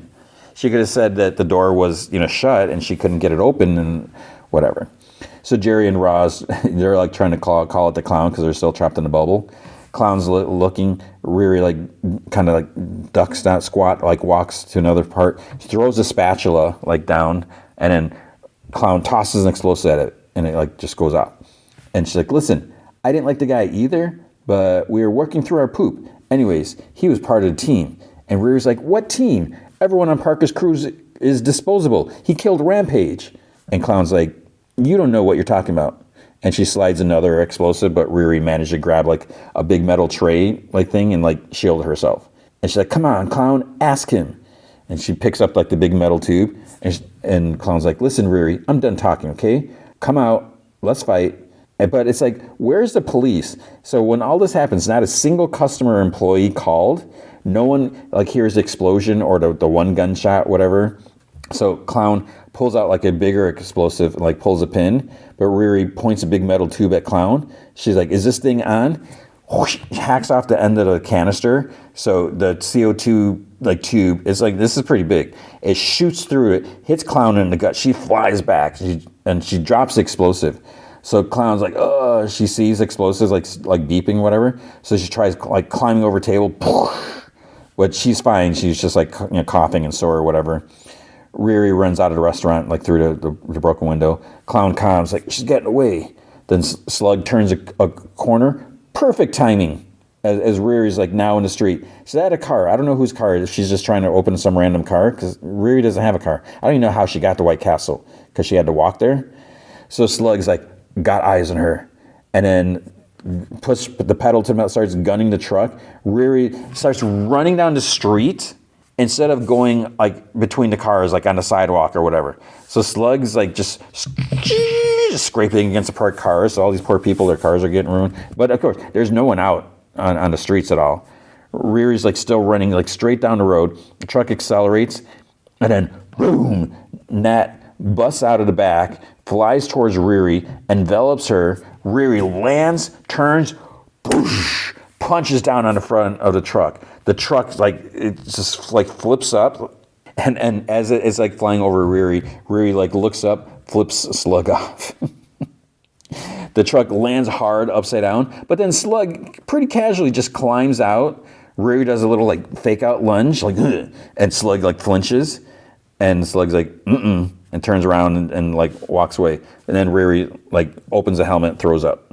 So Natalie appears, Holo Nat, whatever. She's like, you good? And Riri's like, I ate too much.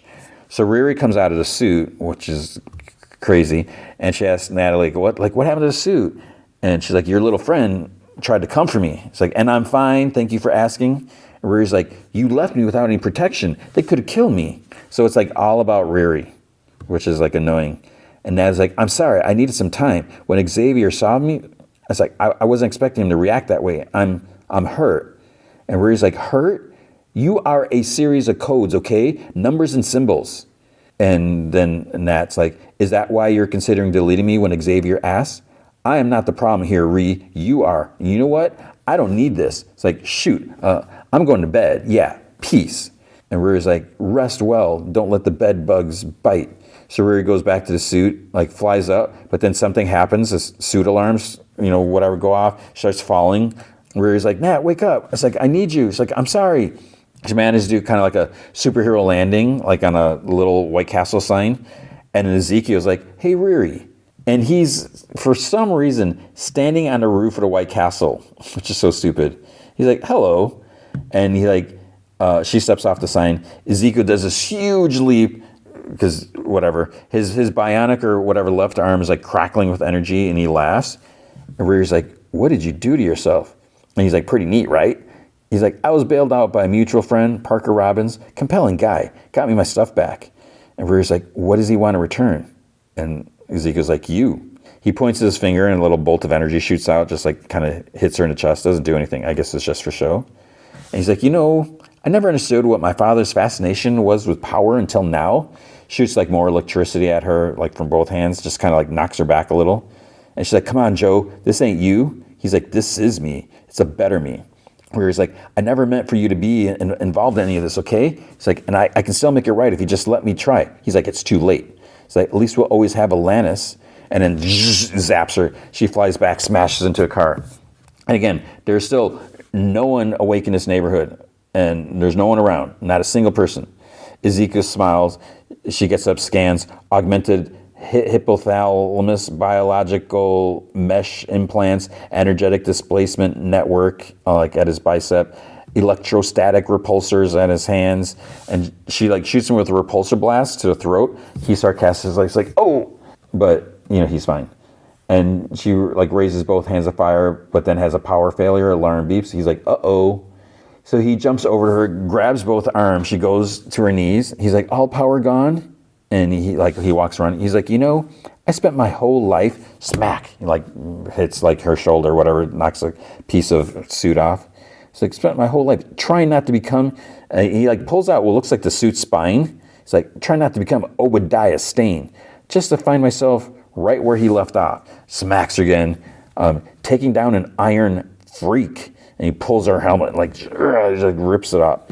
And he lifts her up, the crackling energy. She's like, please don't. Please. And he like drops her and she falls like flat on her back. He's like, you need to leave Chicago now.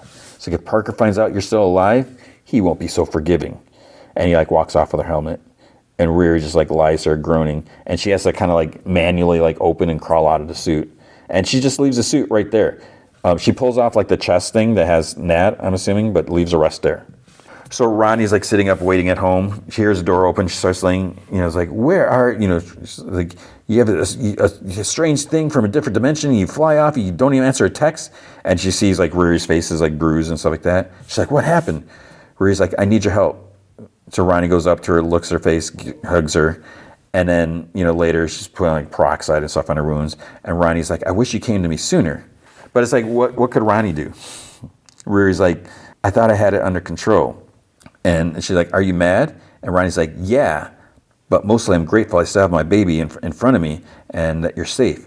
Riri's like, Mom, I said there are crazies in the streets looking for me. It's like, we shouldn't even be sitting down right now. We should be packing our bags. Ronnie's like, Riri, you can't keep running. And Riri's like, Chicago's not safe for us. And Ronnie's like, I'm not talking about Chicago. I'm talking about you. You can't keep running from yourself because everywhere you go, whether it's here or Cambridge, this comes for you. Riri's like, I'm not following. Ronnie's like, your obsession with this suit is the reason you got kicked out of MIT. It got you involved with a crime boss and a lunatic who turned himself into a robot. It's the reason you ain't got a man. It's like, nothing is worth all that damn trouble.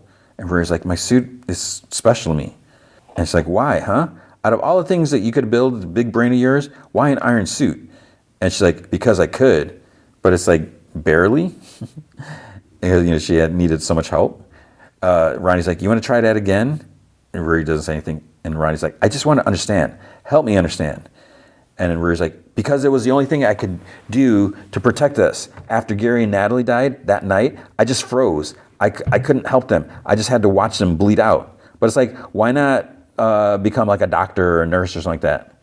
She's like, until the paramedics came 1 minute too late. I will never let that happen again. If I lost you, yet she's like always flying off, doing other stuff, leaving Mama alone. Like, okay. And Ronnie's like, no. It's like, it is my job to make you feel safe, not the other way around. It's like, do you hear me? And Riri's like, I hear you, Mom, but this is so much bigger than you. Without that suit, I can't protect us. And that is why we need to leave now. Ronnie's like, you know how when people can sense danger, they either fight, fly, or freeze? Baby, You have flown, you have frozen, but you haven't tried fighting. Riri's like, my fights get people hurt. Ronnie's like, Riri, there are some demons that we just can't outrun, but you don't have to fight alone. I'm here to help. I'll fight them with you. And then suddenly Nat appears. She's like, me too. They both like gasp and get startled. She's like, sorry, my bad. Riri's like, how am I even supposed to fight? So they go to Gary's garage, and it's like the lights are still on, like neon sign outside. It's like, it's been closed for how many years? Like 5 years? So they go inside, and Riri's like, okay, can you show me the thing so we can go? And Ronnie's like, this is the thing. And Riri's like, that's garage? Cool, got it, let's go. She's like, Riri? And she's like, how can you be here, especially at a time like this? We have to go. And she's like, Riri, listen to me. You built things in this garage that most people couldn't dream of. Can't you see that? And Riri's like, all I see is where Natalie used to be. And then I wish that she was still here. And Holo Nat appears. But Riri's like, to do my hair and talk poop, and then I get angry that she's not. And this place took so much from us. And Ronnie's like, yes, but also gave so much to us. So Ronnie shows her strip of metal. It says property of Ironhead, like kind of molded onto it. Riri's like, I don't even know what that is. And Nat's like, you sure about that? And then Nat somehow projects a memory of young Riri looking for something. She's like, Dad, have you seen my welding goggles? It's like, I need to finish my hydraulic modulation device. And she's like, okay, where would it be? Where would it be? Okay. And then Gary comes in. He's like, you need a break. And he says that she's 8 years old. She should be outside catching some fresh air. And he has her goggles. And she puts out her hand and says to give him. He's like, give me one song and you can get them right back. But it's like, where's all this coming from? Because is this AI created off of Riri's memories mixed? And I don't understand how Nat's projecting all this. Because Natalie wasn't even there. And, Ronnie is like, she's kind of reacting to all this as well. It's emotional, whatever. So then the scene disappears, and I guess Riri somehow turned it off. And Nat's like, why'd you do that? And Riri's like, what was the point of projecting that memory? And she's like, to show you that when you try to forget all the memories that make you sad, you wind up forgetting the ones worth remembering. Then Nat disappears, the memory continues. Gary turns on some music, so they dance. Like Ronnie's like touch. Young Riri's like reluctant, dancing with him. And then she starts giggling and getting into it. Adult Riri starts chuckling with Ronnie. And then young Riri like tumbles back. She bumps, she falls. She hits a table. A hammer hits her on the head. And she's like, this is why I don't do breaks. And he's like, it didn't even make a scratch. You got a good old iron head. And young Riri like gives him a look, and he kisses the top of her head. And then the projection fades. And Riri like struggles. She's like, thank you to Nat. And she's like, I'm sorry for what I said earlier about how you're a problem. And Nat's like, no. It's like, no, it's all good. And Riri's like, no, it's not. I didn't mean it, any of it. You're a glitch, but you're my glitch. And Nat's like, thanks. She's like, you guys are right. Chicago is home, always has been. I want to fight for that feeling. It's only a matter of time until Parker realizes I'm not dead. I need a suit, and I have nothing to build it with. And Ronnie's like, well, I was thinking maybe this could help. So she opens the garage door, and somehow Gary's Dodge Charger's there. So I guess they came in the back and didn't see it. But it's like they showed the front, but maybe not, I don't know. Ronnie says that when she realized Riri was staying home, she bought it back. And Riri she opens the hood, looks at the engine. She's like, when Dad gave me this car, he told me it would always keep me safe. Then I think someone's like thick and thin or something, I don't know. And she's like, let's get to work. At the pizza place, the crews exits the elevator. Parker claps. The others are sore. Ezekiel's like, done. And he sets on the helmet. Parker's like, where's the rest of the suit? And he's like, collateral damage. And he's like, how did you get rid of her? He's like, by killing her.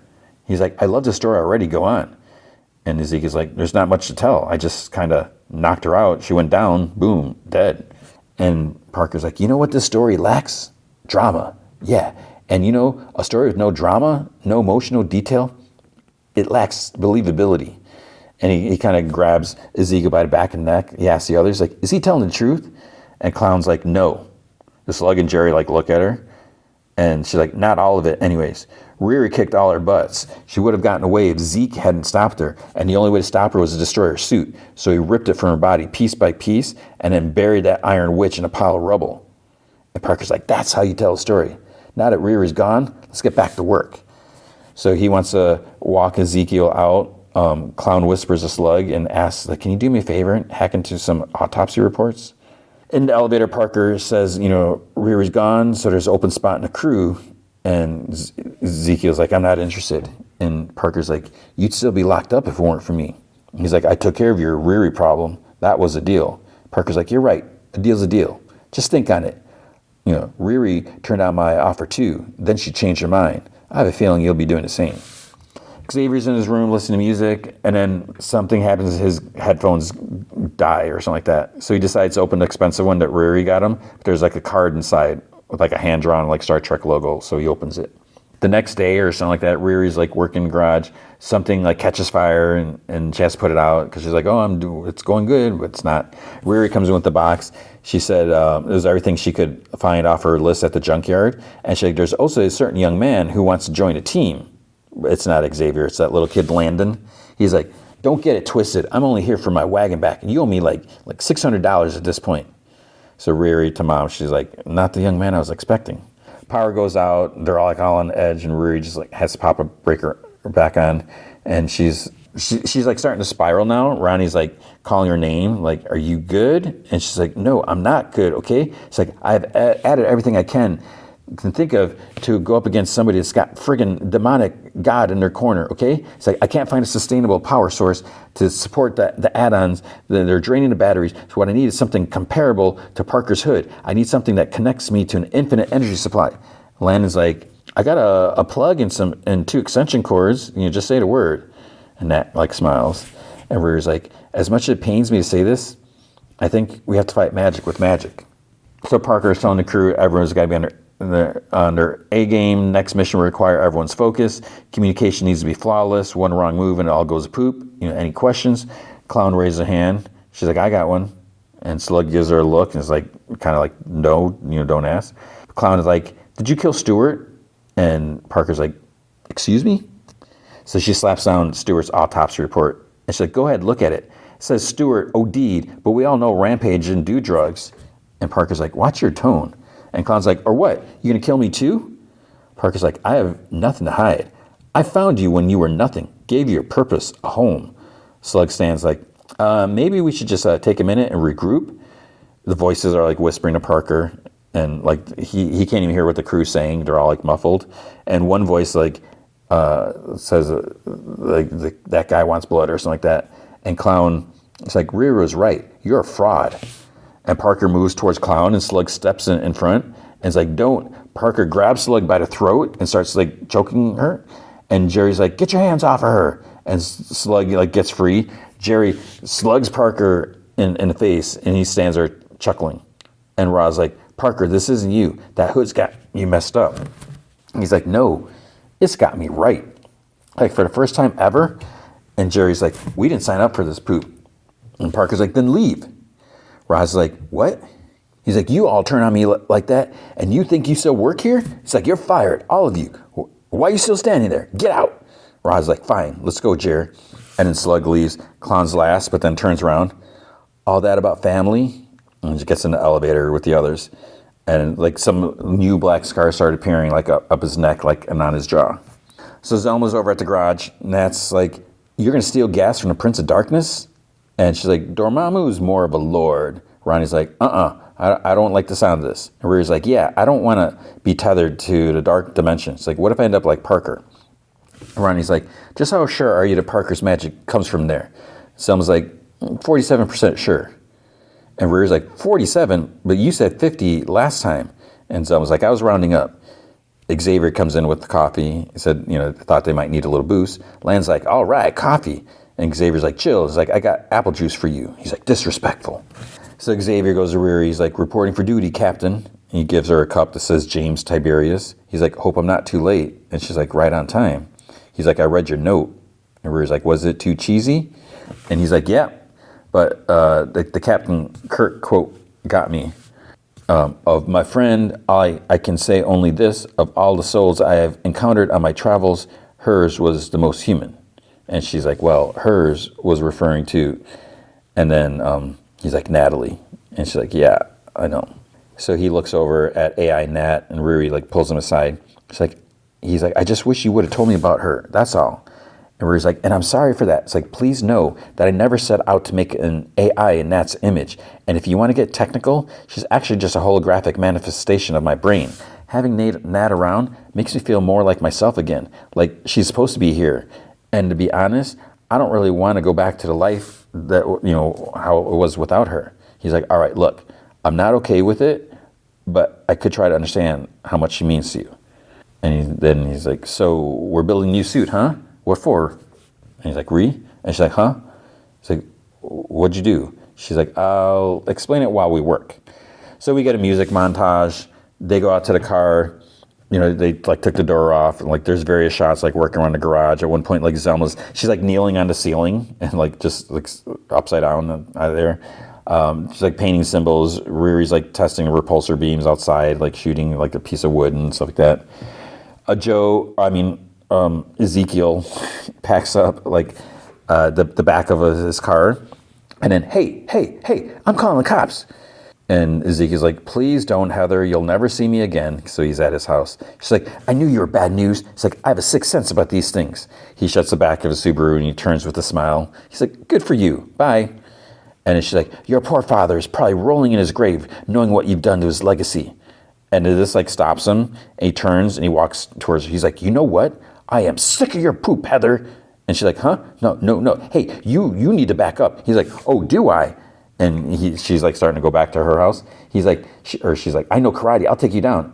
And he's like, uh-oh, I'm in your driveway. Oh, those flowers are really beautiful. And she's like, Jack, call the police. Ezekiel tries like zapping the flowers, but then there's like little sparks and nothing happens. He's confused. A car pulls up and Parker's like, Zeke, what's good? And he's like, uh-oh, you don't like the upgrade? And Ezekiel's like, what'd you do to me? Parker gets out of the car. He's wearing the hood. It just looks so silly. He's like, well, as a thank you for getting back all your stuff, I now have control over all the weird science swirling around in your body. So now, when I say jump, and Ezekiel's like, he actually jumps. And like there's like a whir and a thud. Parker's like, you jump. When I say kill anyone who gets in my way, Ezekiel's like, that was not part of our agreement, Hood, not your puppet. And he's like, more like a rock'em sock'em robot. Now let's go. We have somewhere to be. And Ezekiel's body like twitches as he moves towards the car. So, yeah, I'm not a fan of Parker. They pull up to this gate of like a fancy place. Ezekiel's like, where are we? Parker tells him that to get them in. And Ezekiel's like, absolutely not. But then his body moves like towards the gate. He like kind of like hits the lock and like pushes the gate open. They walk in. A guard goes to check the front gate, and it looks like the guy from the flashback episode with Parker and John. And the bullet comes like curving around, whizzing, and hits him. So several guards go running out, and one guy's like, you guys need to leave. Ezekiel apologizes, grabs him, and gives him a punch that sends him flying like into a statue. Another guard tries like tasing Ezekiel. He's like, really? And then he like zaps her. Hood shoots his gun. The bullet swirls, hits another one. He's like, this is insane. You know that, right? Parker's like, keep people out. So Hood walks towards a house as Ezekiel's like, sorry. And he's like taking out more guard after guard. So there's a dude inside having a drink. He's like nervous. Hood pops in behind him and he makes this like snarky remark because he's like, oh, scotch on those pants?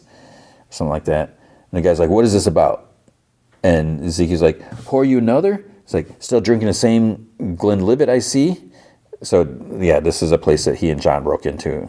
I think it was the third episode or something like that. So the dude's name is Arthur, according to closed caption. He's like, and you're still breaking into places where you aren't wanted? So Arthur pushes like a button under his desk, and Parker says, the guard on the other end of that button is all tied up. He's like, you hired more security since last time.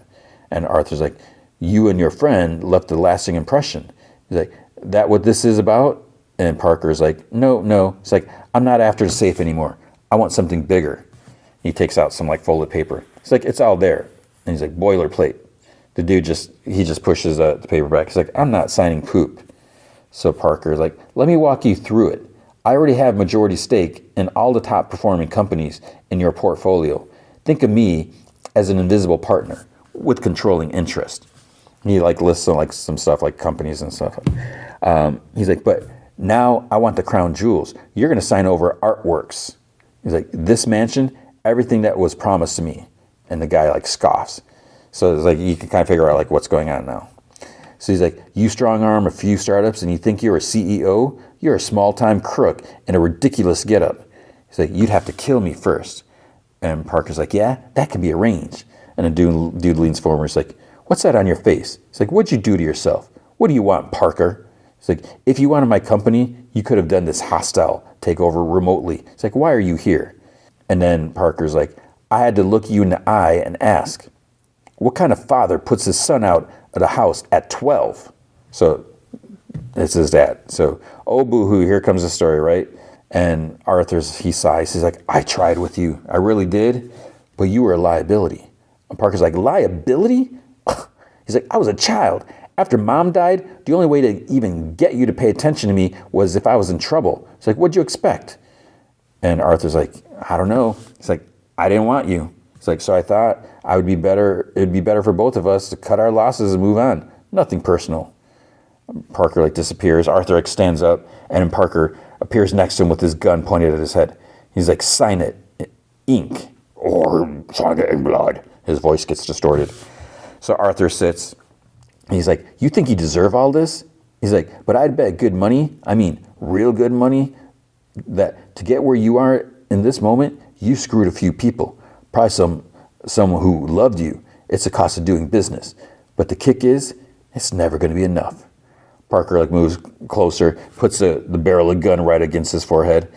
So Arthur takes the documents, scribbles on there. And then Parker's like, stay and I'll kill you. Talk to the cops and I'll hunt you.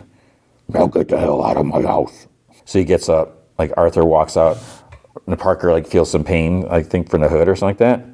So all this stuff, it's okay, yeah, you shouldn't kick your kid out of the house, but maybe he was just causing so much trouble, he's just like, okay, I'm done, I can't handle it. But all this stuff, boo-hoo, he thinks he deserves his dad's money. I mean, dad should take care of him, but he's still, that's it. All he wants to do is steal everyone's company. He's done nothing to earn this stuff, but he feels he's entitled to everything. The whole world owes him. In the garage, they're all looking at Riri, and she's like, do you think I should add? And they're like, no, it's ready. So you tell her to try it on. We don't see the suit, it's like off camera, but we hear it like whir, and she's like, well, here goes nothing. The suit's like, it's like red and black. So it's like almost like an orangish, like red. It's very slick. So it's pretty ridiculous how they can make it's like professional. It's like Tony Stark built it, whatever. And that's like, well, let's see if it works. And Riri's like, power me up. Like, let's fight magic with magic. So Zelma's like, guess that's my cue. She's like, you sure about this? Remember, magic is a mutual exchange. There's always a cost. And Riri's like, I'm sure.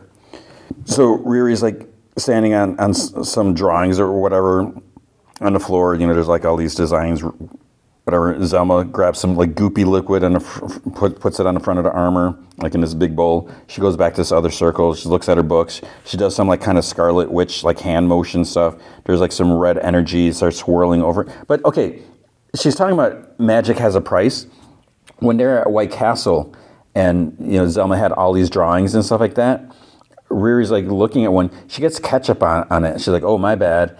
And then Zelma does this little like moves her thumb, turns the ketchup blob into a tomato, like a cherry tomato, and eats it. So it's like she had to do magic to, you know, turn that ketchup into tomato. What was the cost of that? And it was like so unnecessary. But then Nat starts glitching, and it's like, Riri, like something's off. And then Riri's like, Zelma, turn it off. And Nat's like, can you fix this? And Zelma's like, I'm trying. And Nat's like, what's happening? And Zelma's like, I don't think the reactor can handle the magic. And Natalie? And she's like, Riri. And Riri's like, Natalie, just hold on, okay? And she's like, Riri. And Riri gets out of the suit. She's like, it's okay, I'm going to fix it. And Nat's like, am I dying? Riri's like, I'm going to tether you to the laptop. And she's like, help me, Riri, please. And Riri's like, just hold on, all right? And, she's trying to download her to the laptop. And she's like, hold on. And Nat's like, I'm scared.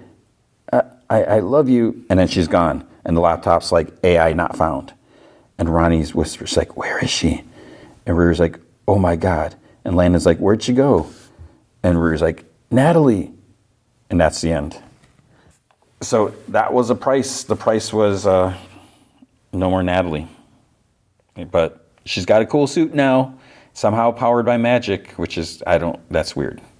So one more episode. We still haven't seen the big mysterious baddie who everyone spoiled. So you probably know who it is. I'm really curious. But luckily, I haven't seen, I don't even know if they show him. So we'll find out next week with the last episode. Okay, now Squid Game, Season 3, Episode 3, It's Not Your Fault. This like I mentioned, I think I mentioned at the beginning, I'm really enjoying this. I'm really digging like just how the show is moving along, it's and everything like that. But I think I mentioned it at the beginning how people are saying that the season was a little uneven. So I don't know what that means because I'm only like halfway through this season now, and hopefully you want to keep hearing about it because I don't know. Like I said, I'm enjoying it. Okay, so dead bodies are being retrieved. After the last game, they're like put in boxes. One guard gets attacked by like a red player, and this is like kind of weird. And he gets shot by another guard. And then strangely, the guard takes off his mask as he recovers. He's like, "Mamma mia!" And it's like an American dude or something like that. And the guard who shot the player, and she's like, "That was close." And good thing I like to go hunting. And you hear like more shooting, 2 more guards walk up. They remove their masks. So at first I'm like, what is going on? Why is everyone taking off their masks? One of them is like, I heard there's more upstairs. And the first guy's like, yeah, let's go. And it almost seems like really bad acting. They put their masks back on. But we find out more about them later. Like there's a reason for that. Front man's like watching everything. In the common room, the big bedroom, whatever you want to call it. I call it the common room. There's not many people there. 333 like looks at the door. He's like waiting for the others to enter. Thanos' friend takes off his bloody jacket and he's like, "Hey, have you seen my necklace, bro?" And 333 is just too focused watching. And Thanos' friend's like, "Little cross?" He's like, "No, sorry." He's like, "Are you sure, man?" And Thanos' friend like reaches to check 333's pockets and he jerks back. He's like, "I said I haven't seen it." And Thanos' friend lets out a scream. He's like, "Oh!" He's like, "Where the fudge is it?" And he runs up to the door, and a guard like moves in front of him. And Thanos' friend's like, I might have dropped something while we were in there, and I really need it. So I got to head back in real quick. And the guard like shoves him back. "Players are not allowed to go back in the arena." He's like, oh, it's like Jesus. And then timid guy, he's inside. He still has the cross. So he found it, took a pill, and he still has it. So Thanos' friend, he's now like begging the guard. And he's like, "I can't do anything, without it." But there's only like 1 pill left. He would probably think there's only 2 because he doesn't know that the timid guy took one. But it's like, okay, you got 2 pills, and how many more games? He's like struggling against the guard, and he actually has his hand like on a rifle, and the guard like throws him down, points a rifle at him, and then the guards turn because they hear like a baby crying, and the mom walks in. The old lady, she comes in carrying the baby, followed by 222, like hobbling behind. Mom's in tears because she just killed her son. 333 like stares at them, and the others are staring too because it's like, you have a baby now. You didn't have one at the beginning of this last game. 456, he's just sitting, he's handcuffed again. Guard 11 and the girl's dad that she just saved, they walk up the stairs because he's wearing a uniform now. And he's like kind of struggling because he just was shot and got like blood transfusion or whatever. And she's like, "Push through it. We don't have time." And he's like, "I don't get it. Why are you helping me?" And she's like, "Just do as I say if you want to live."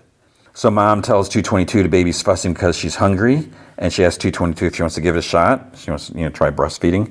The baby like it feeds. 333 kind of watches. And then the buzzer goes off. Guards enter. The mask manager... he's like, "You have made it through yet another game in the series. Congratulations to you all. Now, if I can have your attention, I will announce the results of the 4th game." So the piggy bank is like filling up with money.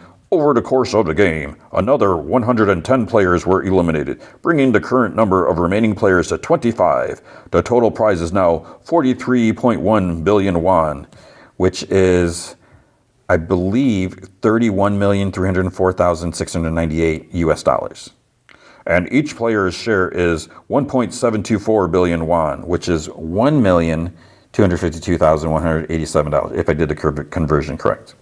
We will now begin another round of voting to determine if you wish to proceed to the next game.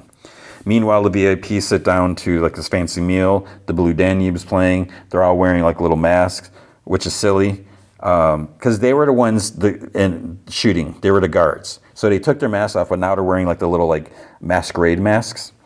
So 5 of them are sitting with the front man at like a hexagonal table. Front man doesn't have any food. He's just having drink, whatever. He's not there. He doesn't care to eat. One dude's like, "Oh, I've always enjoyed watching from the outside, but it was a completely new experience putting on a uniform and taking part." So he's the dude that fell. And he's like, "What can I even compare it to? It was like watching a Maasai tribesman stalking the African wilderness." The lady is like, "I've done plenty of hunting in Africa, but this was on another level." This other guy like curses. He's like, "Was I the only one who didn't go?" He says, "My chopper was late." And he's like, "I spent so much money on that piece of junk." Lady's like, "Are you sure the chopper was a problem, or were you too drunk to wake up on time?" And he's like, "When you don't open your mouth, you're kind of attractive." The first, it's like so cheesy, like bad acting, bad dialogue. The first guy says he sees why Chairman O passed the reins to the current guy, the front man.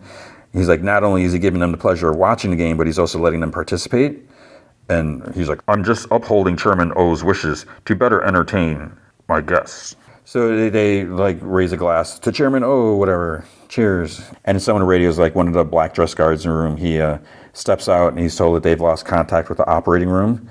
And he says that he's like, "Well, go down there and check it out." Like, duh.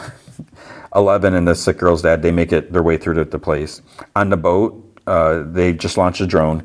Detective Junho, his phone rings and it's Cho, that guy.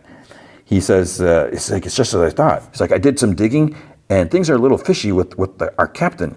He's like, "I talked to everyone around here and no one knows a thing about him. I checked with the local fishermen and the folks at the market and to find out where his house is and where he went to school. If he's got relatives, not a single person knew. No one recognizes the name that he has on his registered documents." It's like, they were asking me who he was. So Jin Jun's like, "Well, it doesn't mean we should jump to conclusions that he killed the drone pilot." Cho's like, "Yeah, I know, but you have to admit it stinks." He's like, the Captain Ko from the other boat is supposed to be a native of one of the area, but no one knows him either." And he says that his friend, the guy that he called in, he's from there. He's like, he's never heard of the guy. He's like, it's like he doesn't exist. So June is called because they have a visual on the island with a drone. He's like, I'll call you later. He tells Cho that.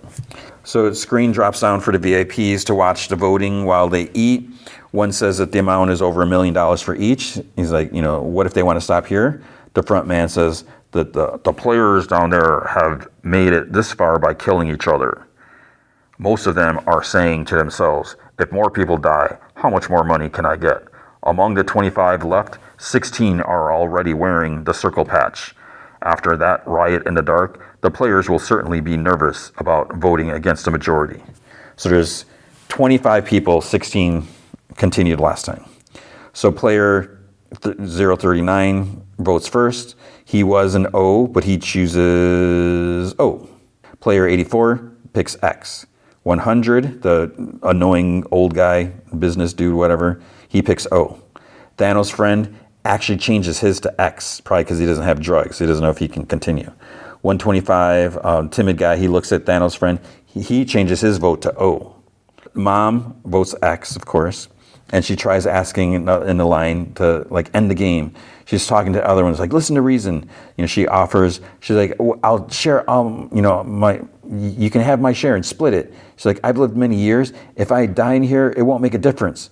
But 122, it's like, who says her name? Like, and the baby, they need to get out of here. The next guy votes O, and she cries. 456 just sits there without looking because he's handcuffed. And he's just such in a daze.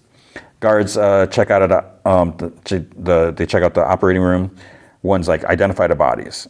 11 gives the sick girl's dad a key to room 16, tells him that they have surveillance cameras, so be careful in there. And then she looks up at a vent in the ceiling. I'm not sure, I don't remember what that was about. Time for the final player's turn to vote. Player 456, please cast your vote. But he doesn't move, he's cuffed and he's in a daze. Player 456 has forfeited his vote. Of the 25 total players remaining, 16 voted O, 8 voted X, and 1 abstained. In accordance with the results of your free and democratic vote, we will proceed with the next game tomorrow. So the players go to bed. Mom takes the baby, 222, 333, kind of lock eyes, but she has nothing to say to him because, he killed 120, their friend. The VIPs talk about the vote. One dude jokes, he's like, I almost cried when that old lady gave her speech. It was touching. The lady asks them if they think that, she meant it about giving up her money. The guy that was late, he's like, oh, she's probably senile. He's like, this is a nut job that kills her own son just to save some baby and a woman she just met. So the VIPs are all like completely heartless. Like in the hall, that one guard radios to find out the situation with the operating room. So they tell him that guards numbers 005, 007, 025 are all dead. The guard asks, who's responsible, and he's told it looks like it was a gunfight and number 16 killed the others. So then the masked dude, he's like, number 16, are you saying the surgeon did this? And they're like, correct. He's the only one whose body wasn't in the operating room, which is like, that's not good because the sick girl's dad is wearing 16's uniform and has this key to his room. So we see the guards returning to the rooms. Little girl's dad goes room 16. It's like, did 11 not think this through? Because they've discovered it already. Or maybe she thought it would be longer until they discover. Mass manager, or whatever his name is, mass command, whatever. He goes to security observation room. He asks what soldiers are not in their quarters, and he's told that 5, 7, 11, and 25 haven't returned yet. So I was like, wait, where's 11? But then he's like, what about 16? And the dude at the screen's like, he's in his room. And they see a guard just sitting in his bed in the uniform. So that's the dad. On the boat, they look at the drone footage. Captain says that the tide is coming in. He's like, we should get out of here before the current is too strong. It's like, Then someone's like, bring back the drone. And the captain's like relieved.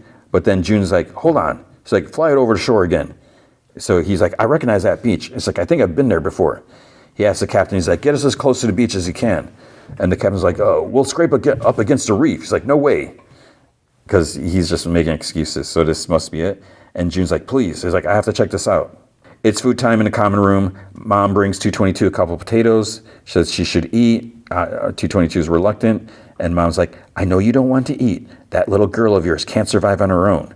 And so she starts it's just, I don't even know if the potato, I'm assuming it's cooked or something, boiled or baked or something like that. So she starts nibbling on the potato. And she's like, and make sure you drink water. And then 222 is like, I'm sorry, I'm the reason. And Mom's like, don't you ever think like that. From now on, your child is your only concern. Forget about everything else. All that matters is you and your baby. So the mass manager, whatever dude, pours himself a drink. He radios someone. He's like, once the lights are off, he's like, bring number 16 to me and track down 11. He's like, I want to know her location. But then you hear, number 11 is right here, sir. So she's in the shadows pointing her rifle at him. And he's like, is the mess downstairs you're doing? And she gives him a nod. He's like, why? We just take some organs from useless trash who are already going to die. Why risk your life over that?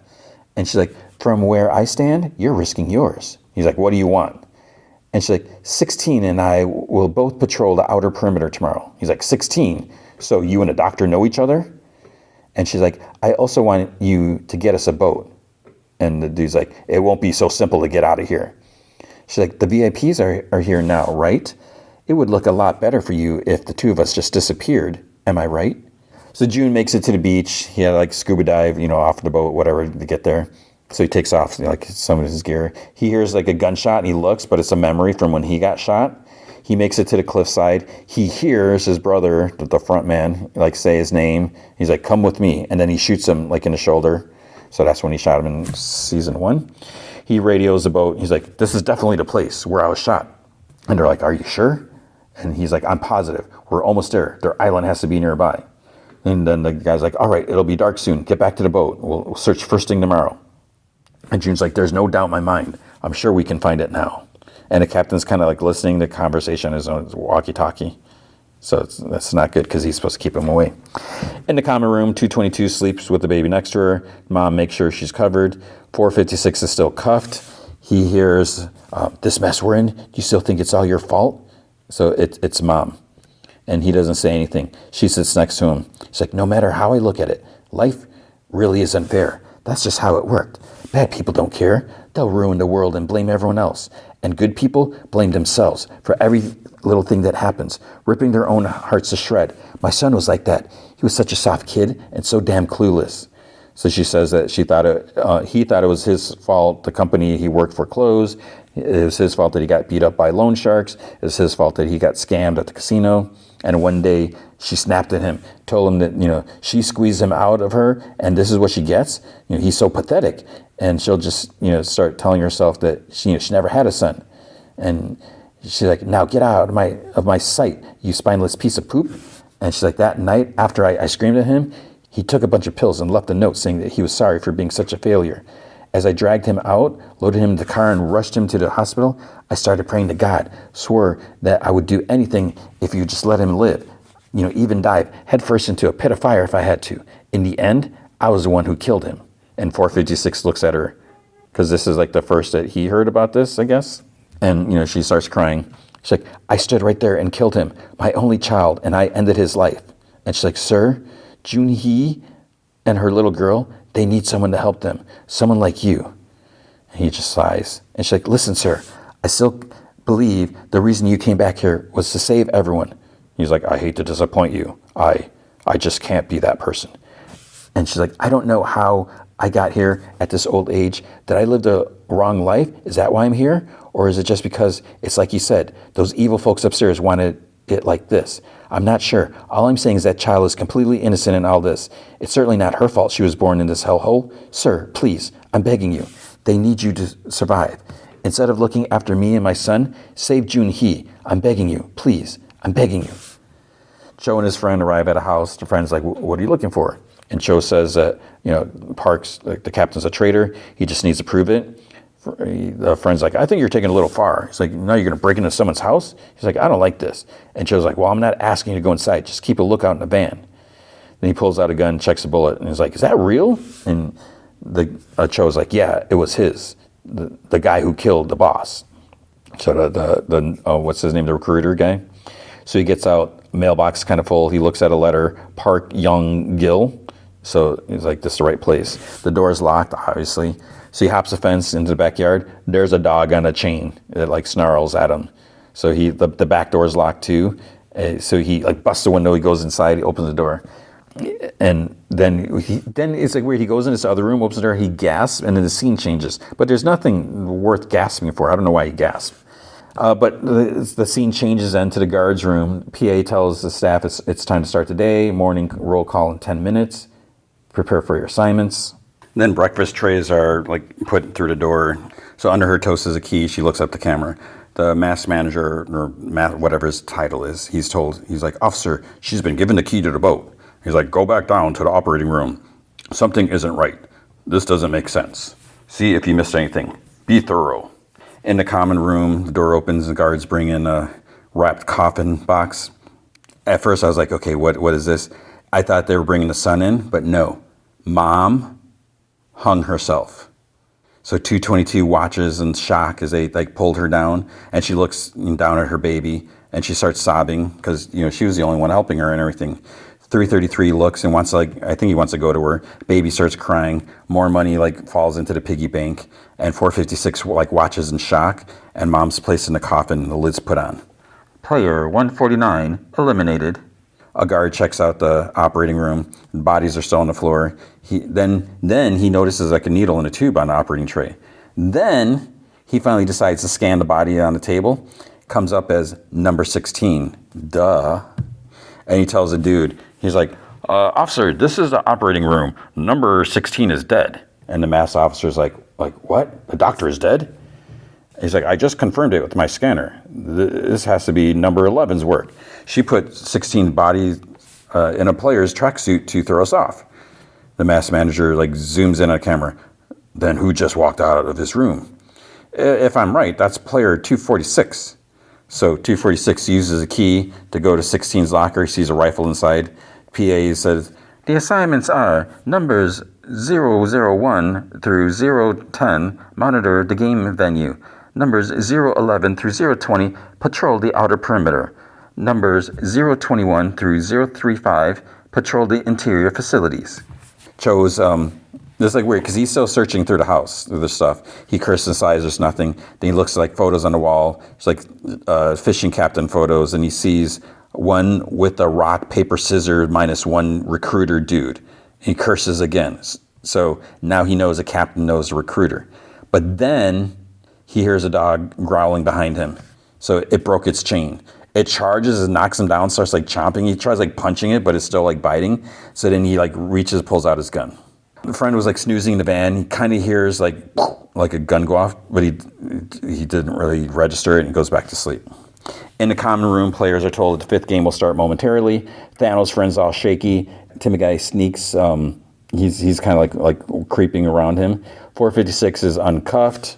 222 looks at her daughter. She leaves it lying in the bed. She figures like, oh, she'll just leave it there for the game. But she starts like hobbling away, and baby starts crying. Cho struggles to get up. He goes out the back. He looks at the dog's chain, it busted. And then there's like something under the doghouse. So he like opens like this lid. There's a garbage bag, and there's like loads of like bills, like cash underneath. In the bag, he finds like a pink mask guard uniform there. And then two like police officers come in from behind him. They're like, put your hands up above your head.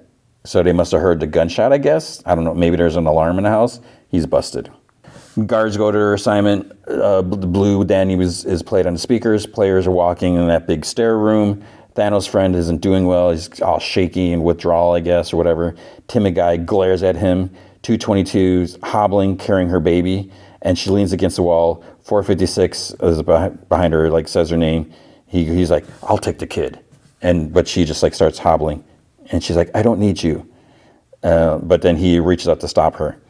He's like, you might accidentally hurt your child. And he puts out his arms. She's like, hands the baby over, and 333 like sees from higher up. Because like, dude, you could be doing this. The VIPs are watching. One asks, isn't 222 at a rather disadvantage? She's got an injured leg and now even a baby. That's too many handicaps. The lady asks if anyone bet on her in the next game. Another dude scoffs like, who in their right mind would do that? And then VIP 3, he's like, I did. They're like, well, why'd you do that? He's like, I got drunk and I pressed the wrong number, but I'm not giving up yet. There's a saying that God created mothers because he couldn't be everywhere at once. Perhaps there's something that 222 could do. The first guy's like, well, it depends on what the next game is. And then they ask the front man, and he's like, let me show you. So the screen goes up, curtains open. They can see like the arena. There's like two sides, like two platforms, whatever. There's two like those giant robot figure things. So there's a girl from the hide and seek, and there's a boy. And they're both like facing each other, and they're holding something. It looks like there's like this big bridge in between them, and there's like a rope it's supposed to be, but it's not like a real rope. It's like a mechanical rope or whatever, like basically a pole that's like bent in the shape of a rope. 222, she's like, I think I was afraid that if I didn't keep her, I'd always be alone. I hung on to the thought that my baby would be my family, someone who'd never leave me, and that no matter how hard things got in life, I'd be happier because I'd have someone else. Instead, because of me, the 120 and mom, it's like, and she said, because of me there, and she sobs, and it's like, that wasn't your fault. We all chose to come here. Ms., what's her name, Ms. Jang? She chose. Hunju, that's the son, I think, chose. And so did you. We all made our own choices. I have a daughter too, I was never a good father to her, but watching as she grew up, from the day I first saw her little face, those were the greatest days of my entire existence. You keep your baby safe, no matter what. It's like, I'll help you do that.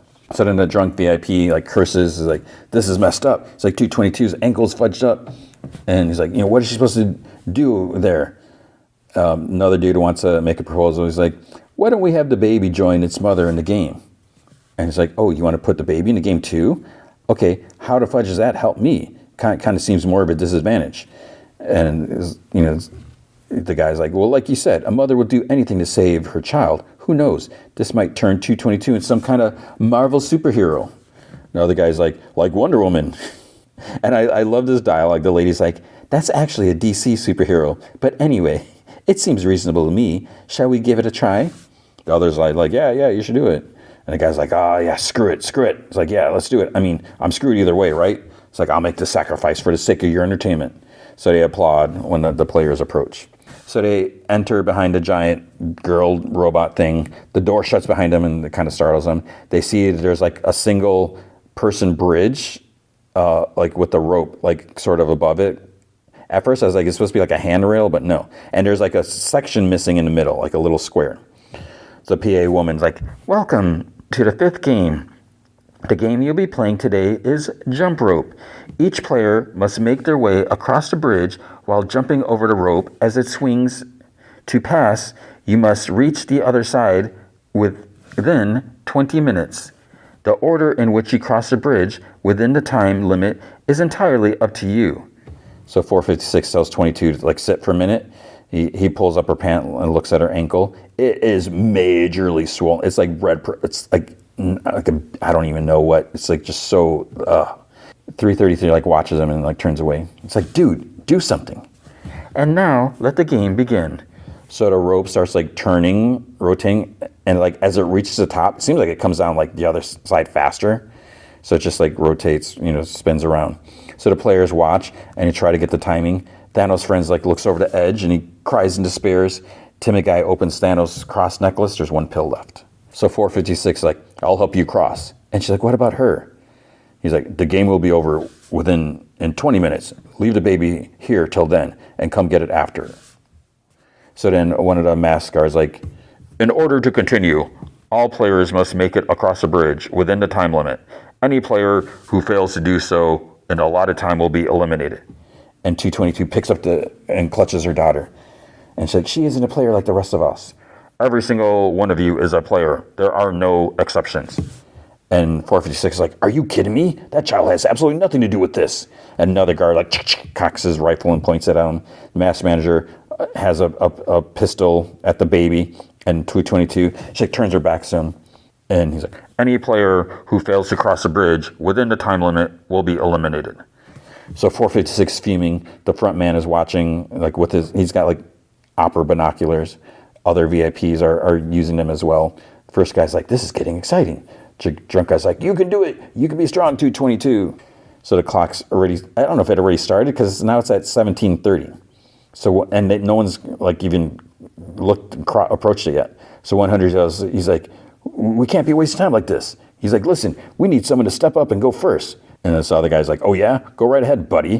Because if not, you should shut the fudge up. So the others are bickering over who's going to go first. 222 gets up and says to 456, will you bring her across with you when you go? And he looks at the sleeping baby. She's please. Timid guy goes up to Thanos' friend. It says his name. He's you sick or something? Thanos' friend's hey, get out of here. He's go, you stupid witch. And timid guy bends over, dangs a necklace, and he's hey, you feeling poopy because of this? Thanos' friend reaches for it, and timid guy pulls it back. He reached a couple times. Then he grabs him, cursing him. Timid guy's touch me again and I'll throw it. So Thanos' friend's gets his knees, and he says timid guy's name a couple times. He's I'm sorry, dude, please, I mean it. I'm sorry for everything. He's I can't do this without that poop. I'm begging you. And timid guy moves, and then he throws it down the bridge, and it just barely misses getting hit by the rope. He's you want it so bad? Go. So Thanos' friend tries grabbing timid guy's jacket, but then he breaks free. He's what are you scared of? You fudging wussy? There's 16 minutes, 50 seconds left, and no one's gone. There was 25 people. Thanos' friend stares. He runs, jumps, ducks, jumps, squats, jumps. He's going. He's moving a little bit, squatting down because it's so narrow, and jumping over the rope.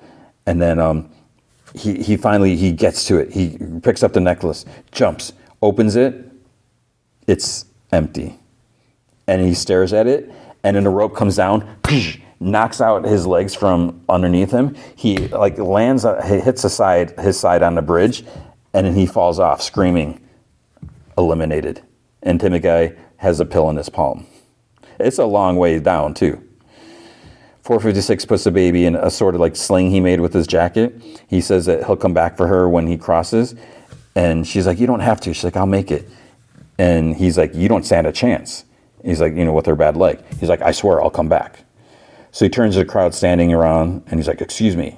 So he stands at the bridge. A VIP says, wait, why is he doing this? And the lady's like, I can't understand this guy. And the first guy's like, he's crazy to rejoin the game after winning it.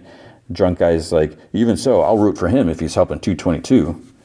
So 456 watches a rhythm, and then he runs, jumps. He like lost his balance because he's got the baby, whatever. But he keeps going. There's a gap in the center that you have to jump over. So he's stuck jumping in place at the gap. The baby starts crying, and then he jumps across. He almost loses his balance again, but he makes it. The others cheer. 222 is relieved. He checks the baby, and he holds her up, and he yells out to 222. He's like, I'll be right there. Sets the baby down. 12 minutes, 34 seconds. There's not enough time for everyone to make it. So a couple are starting to go. 456 tells 222, stay there. But there's like 6 people on there now. So the first makes it over. He tells the next, like, you're almost there. And then when he gets to the edge, he shoves him off. And 456 is like, what are you doing? And this player, 96, he's like, what do you think? I'm playing. So this dude, he's shoving people before they get off the bridge. So unless people gang up on him, knock him down, because there's 12 minutes. People are still coming over. He needs because there's one. So with him, 1, 2, Thanos' friend. So that's 3, and then 4, the guy that fell off. And then there's like 4 other people on the bridge, and then everyone else. That's the end of episode 3. So next week, we'll cover episode 4. Episode 4 is called 222. So, not sure what that means. I have no idea if she's going to survive. I hope so, for the sake of her daughter. So we'll find out. All right, new show, Dexter, sort of, Dexter Resurrection. So continuing Dexter, because the last season, whatever you want to call it, was Dexter, was it a New Blood, right? So Harrison, his kid, makes it, finds him, because, Dexter faked his death. Everyone thought he in this, like, small town, like upstate New York or whatever, going under a different name, Jim Lindsay, and no one knows that he's Dexter. But then it was discovered, and Harrison shows up, and yeah. But then he ends up shooting. Harrison ends up shooting Dexter in the chest, and then he dies. And Dexter's girlfriend, the police chief, she tells Harrison that, she's like, you were never here. She's like, leave. And that's how it ends. So it's like, okay, Dexter died, so his son could leave, whatever, because there's whatever, because the police chief knew that Dexter was Dexter. And so Dexter Resurrection. So I guess this is season 1, episode 1, A Beating Heart. It starts off with Dexter's in the ER, a thoracic trauma by gunshot, catastrophic blood loss. Like, we're losing him. Defib on my count. 3, 2, 1, clear. No result. Again, 3, 2, 1, clear. We have a heartbeat. And then Dexter's like, a beating heart. I'll take it. So he's narrating. So Seneca Nation Clinic, 10 weeks later, he's lying in a hospital bed and he hears a voice. It's Arthur Mitchell. Arthur Mitchell, that's the Trinity Killer from season 4. John Lithgow, they brought him back. But it's like a ghost, a phantom, whatever. He's like, hello, Dexter Morgan. And Dexter's like, am I dead? Not yet, but almost being killed by someone you're fond of has its own particular sting. Eh, Dexter? And Dexter's like, I told my son to shoot me. He was following the code. That's a pretty fudged up way to look at patricide. He's like, well, Harrison's lived a pretty fudged up life, thanks to you. Wait, you think Harrison's my fault? That I'm the bad guy? If you hadn't thought that you could live the dream, your wife would still be alive. And then we see, like, far off in the rooms, like, kind of distorted, there's a woman dead in a bathtub. and your son wouldn't have been left to sit in a pool of his own mother's blood, just like you were at the same age. So this is kind of like a really, I really like this. This is a great way to recap the things for new viewers, like just from like the the original Dexter series. He's like, maybe your precious son wouldn't have become a father like, and he like scoffs, like me. And Dexter's like, he is nothing like you.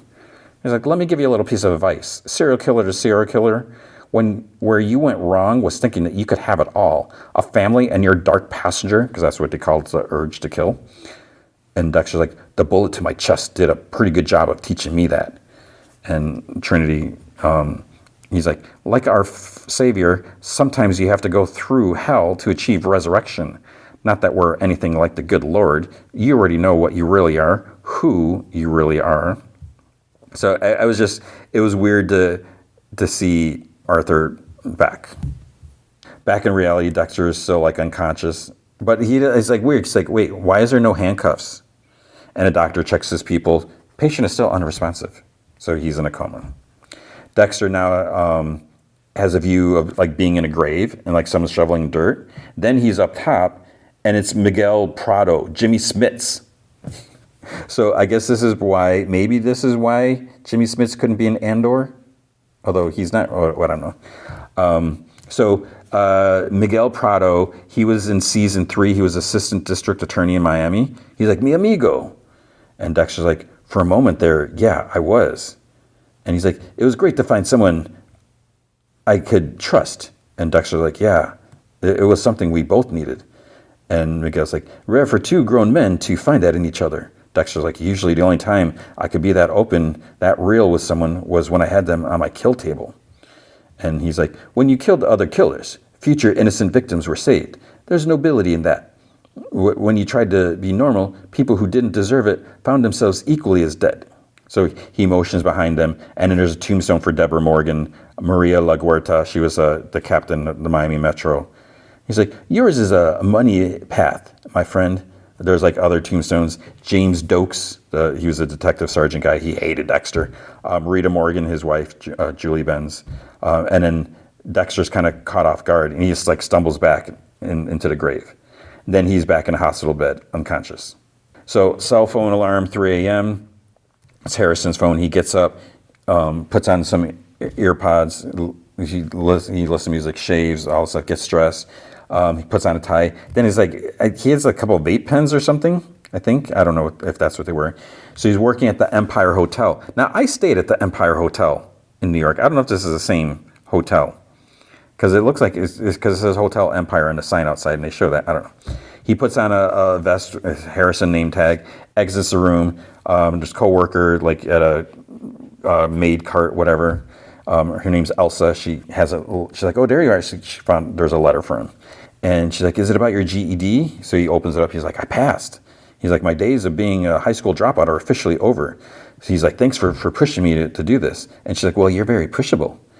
Then he asks if he's still watching Her Little Man tonight, and because she has a class or something, which is weird because she mentions this. She has a class tonight, and she's like, make sure he does his homework or something like that. But he never helps. He never watches her kid. So she reminds them that the top floors of suites are reserved for this week, preparation for some gala later this month. I don't know if that's important. That's something that's going to come up, maybe. And then she says that he can take room 237, and she'll make sure it's clean first. So I don't know if he's staying and if he's like only like sleeping in empty rooms, because he has a backpack. So it's like, is that all the stuff that he owns? He goes down like the service elevator, puts his backpack in a locker. He says like, good morning to everyone in the kitchen and everything, takes out some trash. He's like, I'll do that. They make a point, this was annoying, they make a point of showing how he ties a bag, because he kind of loops it, ties it, like, I don't know if it's special serial killer style, so it doesn't open. And he goes out the back, and then around the front, the guy, like, he's valeting some big fancy car. I guess I don't know if it's the boss's car. It says the boss, Stefan's looking for him. So he goes in the front. When he sees Harrison, he like taps his watch, because he's obviously the boss is a piece of crap. And Harrison's like, my shift starts at 4. So I don't know. He woke up at 3 a.m., I thought. I don't know if he's there at 4 a.m. or if he's 4 p.m. I'm not really clear about this. So he's like, my shift starts at 4. And Stefan's like, and what do we say here at the Empire Hotel? And Harrison's like, on time is late. Then this guest sees Harrison. He's like, my man, he's like, you got my stuff? And he's like, absolutely. So he hands them, I think they're vape pens. He hands them to him. And then the guy, his name is Ryan. He's like, you can find anything in the city, huh? He's like, oh, I got another favor. He's like, my watch quit on me. He's like, would you know a spot that can fix it? He's like, I got you. So then Ryan says this to Stefan, the boss. He's like, he's the best. And Stefan's like, well, we only hire the best. And Harrison's like kind of beaming, smiling. And Ryan leaves. And Stefan, he looks at him and he's like not happy because, he doesn't like Harrison, but Harrison's doing a good job. So then a couple guys come in. They said that they checked in online. So Harrison takes their bags. They get in an elevator. He asks if they're there for business. But they're obviously a couple. They said that they're here for like some spa days. And Harrison's like, well, if you need any recommendations or anything, he's like, I'm your guy. Then as he says this, the front of the elevator starts like icing over and like it was like kind of crackling. So I don't know if this is his dark passenger. Is he getting an urge to kill? But then the elevator opens and Harrison sees like a snowy forest. And then there's like a sound of a gunshot, like from when he shot his dad. And there's like a thick trail of blood like starting to snow. And he's like staring at it. And he's like still in the elevator and the guy's like, hello? Because the door is open. He's just standing there. Then he's like, oh, yeah, sorry. He takes them to the room. As he turns, he almost bumps into this young lady. Her name's Shauna. And she's like, oh, I'm lost. She's like, can you help me find the topics in emergency care conference? So she's like, I'm Shauna. He's like, I'm Harrison. And he's like, is this your first time in New York? And she's like, yeah, I thought I was going to hate it, coming from Iowa and all, but I really love it. So she mentions she went to this one bakery the first thing. And he's like, oh, sweet theory thing. He says, I have a lot of recommendations, spots that actual New Yorkers go to. And she's like, I'd love to, but I'll be in conferences until late. Then they get in the elevator, and she's like, oh, you're so lucky to live in New York. It's like, you feel like you can be anyone you want. And he like silently agrees, because that's exactly what he did. So Dexter's still unconscious. Doctor or nurse checks on him. Then the vision, we see Harry Morgan, his dad, at his side. He's like, I've missed you, Dad. He's like, I've missed you too. And Dexter's like, did you come to say goodbye? So now he's standing next to Harry, as he's also laying in bed. He's like, there's no part of the code that says you can just give up and die. And Dexter's like, I don't have much to live for. And Harry's like, you have a son who shot me. I'm thinking he's better off without me. I wonder if the whole world might have been better off if you hadn't rescued me from that shipping container. Harry's like, I made a lot of mistakes in my life, but rescue you was not one of them. So the scene shifts like a storage container. Dexter's like, I can think of a few people who might disagree. And Harry's like, a few murderers, you mean? And Dexter's like, there are a few good people too. It's like, I was never there for Harrison. And when he showed up in Iron Lake, I tried to mold him into my image, but I was wrong about him. And Harry's like, you sure about that? He's like, he made it pretty clear out there in the woods. He's not like me. He's just angry, not in spite of me, because of me. And Harry's like, your brother didn't have a father. So his brother was the ice truck killer in season 1. And Dexter's like, he didn't have a mother either. And he's like, because of you. And Harry's like, and Harrison lost his mother because of you. It's like, Dexter, your son needs you. So the container doors open, it's like bright light. And then back at the hospital, a figure is like behind the curtains, and Dexter sits up. He's like, hello, someone there? Curtains open, it's James Doak. Surprise, mother trucker. So he hated Dexter, but he was like very committed to his job. And Dexter sighs, he's like, isn't there some rules about these things ending after the third ghost? And he's like, you're not happy to see me, Morgan? And he's like, fudge. He's like, enough. This is my mind. And Doak's like it or not, Morgan, this is a conversation needs to happen. And Dexter's like, I already know what you're going to say. He imitates, so he's like, I'm a creep, mother trucker. And he's like, you're right about me all along. And Doak's like, no, I was wrong. Buried down deep, real deep, past all the fudged up Bay Harbor butcher poop is a kernel of good. And Dexter's like, good? It's like, it's not a word I've ever heard you associate with me. And Doak's like, well, hear it now, and hold on to it for the sake of your son, because he needs that part of you too. Go to him, Morgan. Otherwise, you really are some creep mother trucker. And he like does like the two fingers, his eyes, like he's watching him, whatever, points to Dexter. And Dexter lies back on his bed. And he's like, talk about a curtain call. Monitor beeps. Doctor opens the curtain. Dexter's awake. Welcome back to the land of the living, Mr. Morgan. And he's like, is this real? Like, oh yeah, you've been in coma for 10 weeks now. 10 weeks? He's like, can I ask you a question? He's like, yeah, shoot. Sorry. Bad choice. Bad word choice. Dexter's like, how close was I to meeting your maker? Yeah, well, you just about did. It was touch and go there for a bit. Lucky for you, you got shot in 0-degree weather. The cold and the snow, it slowed your heart rate, lessened the blood loss. If it was summer, you'd be deader than my last marriage. But you pulled through. I have to check on some other patients. And he's like, wait, where's my son? Is he okay? Last we heard, your son left town weeks ago. Nobody's heard from him since. In New York, Harrison hears Shauna laughing, but she's like drunk, and there's a guy like trying to help her walk. So Harrison's like, oh, is she okay? So he puts her other arm around his neck, and the dude's like, the wife had a little too many margaritas. Happens every time we're in the city. But it's like, wait, this guy is Ryan. Because I thought Ryan was with another woman when he gave him the watch. And then he's calling Shauna his wife. He says this happens every time we're in the city. She just said she's from Iowa. She's never been there.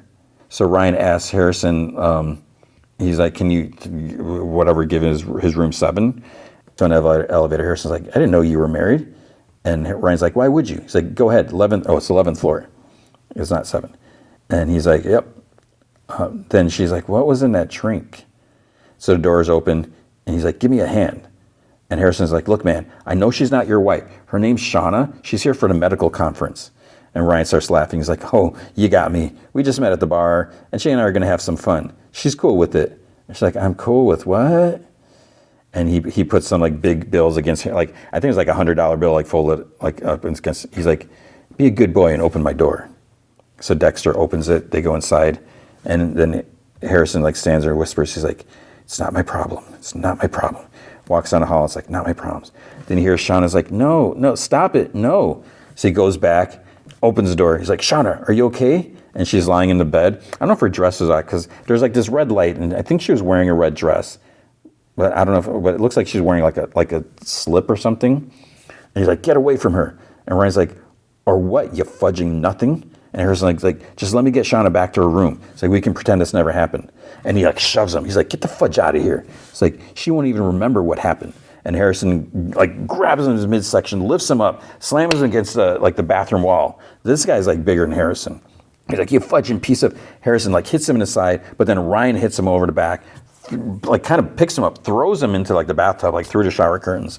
He's like, you think you're some kind of fudging hero? And bam, bam, bam. He's like fudging nobody. Harrison manages to get up on top of him, like out of the tub, hits him like 3 times, and like in the face, his like nose and his mouth all bloody. And he cries like, okay, fine. He's like, take the witch out of here if you want.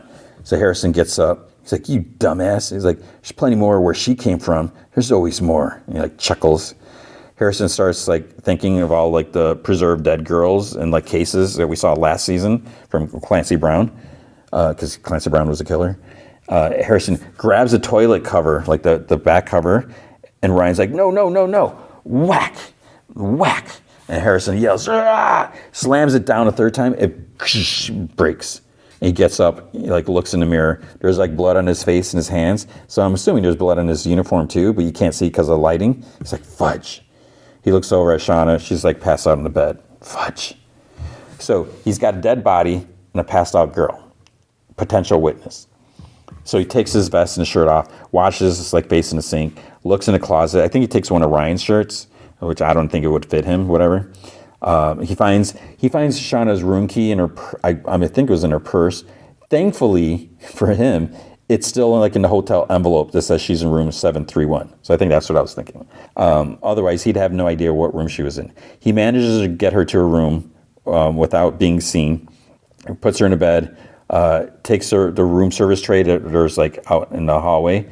He gets some chemicals from like the spa. He gets some like plastic sheets. I don't know if they're shower curtains or something like that. So he wraps up the body. He cleans up, replaces a toilet top somehow. I don't know where you get a spare toilet top. He shoves a body like under the room service trolley because he also took like a curtain, like a sheet that like covered it, the tray, the trolley. He goes down to the kitchen. He puts him on a metal table. He thinks back to Dexter saying, it's like, it's tough to cut through to close. It's best to remove them. So he starts getting things ready. Thinks back to Dexter saying, it's like, I generally cut them into 9 pieces, depending on how big they are, for ease of transport. So he starts hacking away. But then there's like, I don't know if there's a speck of blood that got in the ceiling, because it looks like there's a little black dot like up on the ceiling, the white ceiling. There's lots of blood on the table and the floor. And it's crazy that he's doing this and no one is coming in. So I don't know what time it is. It's late at night. And this is the thing, he never watched that kid. And they don't mention this episode. So then it looks like it's like 3 a.m. So it's like, wait. So he gets pieces and plastic sheets. He hoses down the table. He squeegees the blood on the floor into like the floor drain. He sprays all the surfaces. And then this is a annoying part. This is a silly part. He's tying the garbage bags the special way that he always does.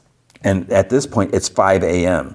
So this is where I'm confused. If it's 5 a.m., shouldn't the place be hopping by now? Or did he come in? Or I don't even know what time he came in. Maybe he came in the afternoon. I mean, it does make sense he would be there. I don't know. He hears like a truck approaching, and then the camera again zooms in on that speck on the ceiling. So there must be blood there that's going to be found later. So he quickly takes the bags out to the sidewalk, because in New York, you just throw your garbage on the sidewalk. There's like piles of garbage bags, and then the garbage truck comes, they take the bags away. Harrison like watches him leave, and he throws up.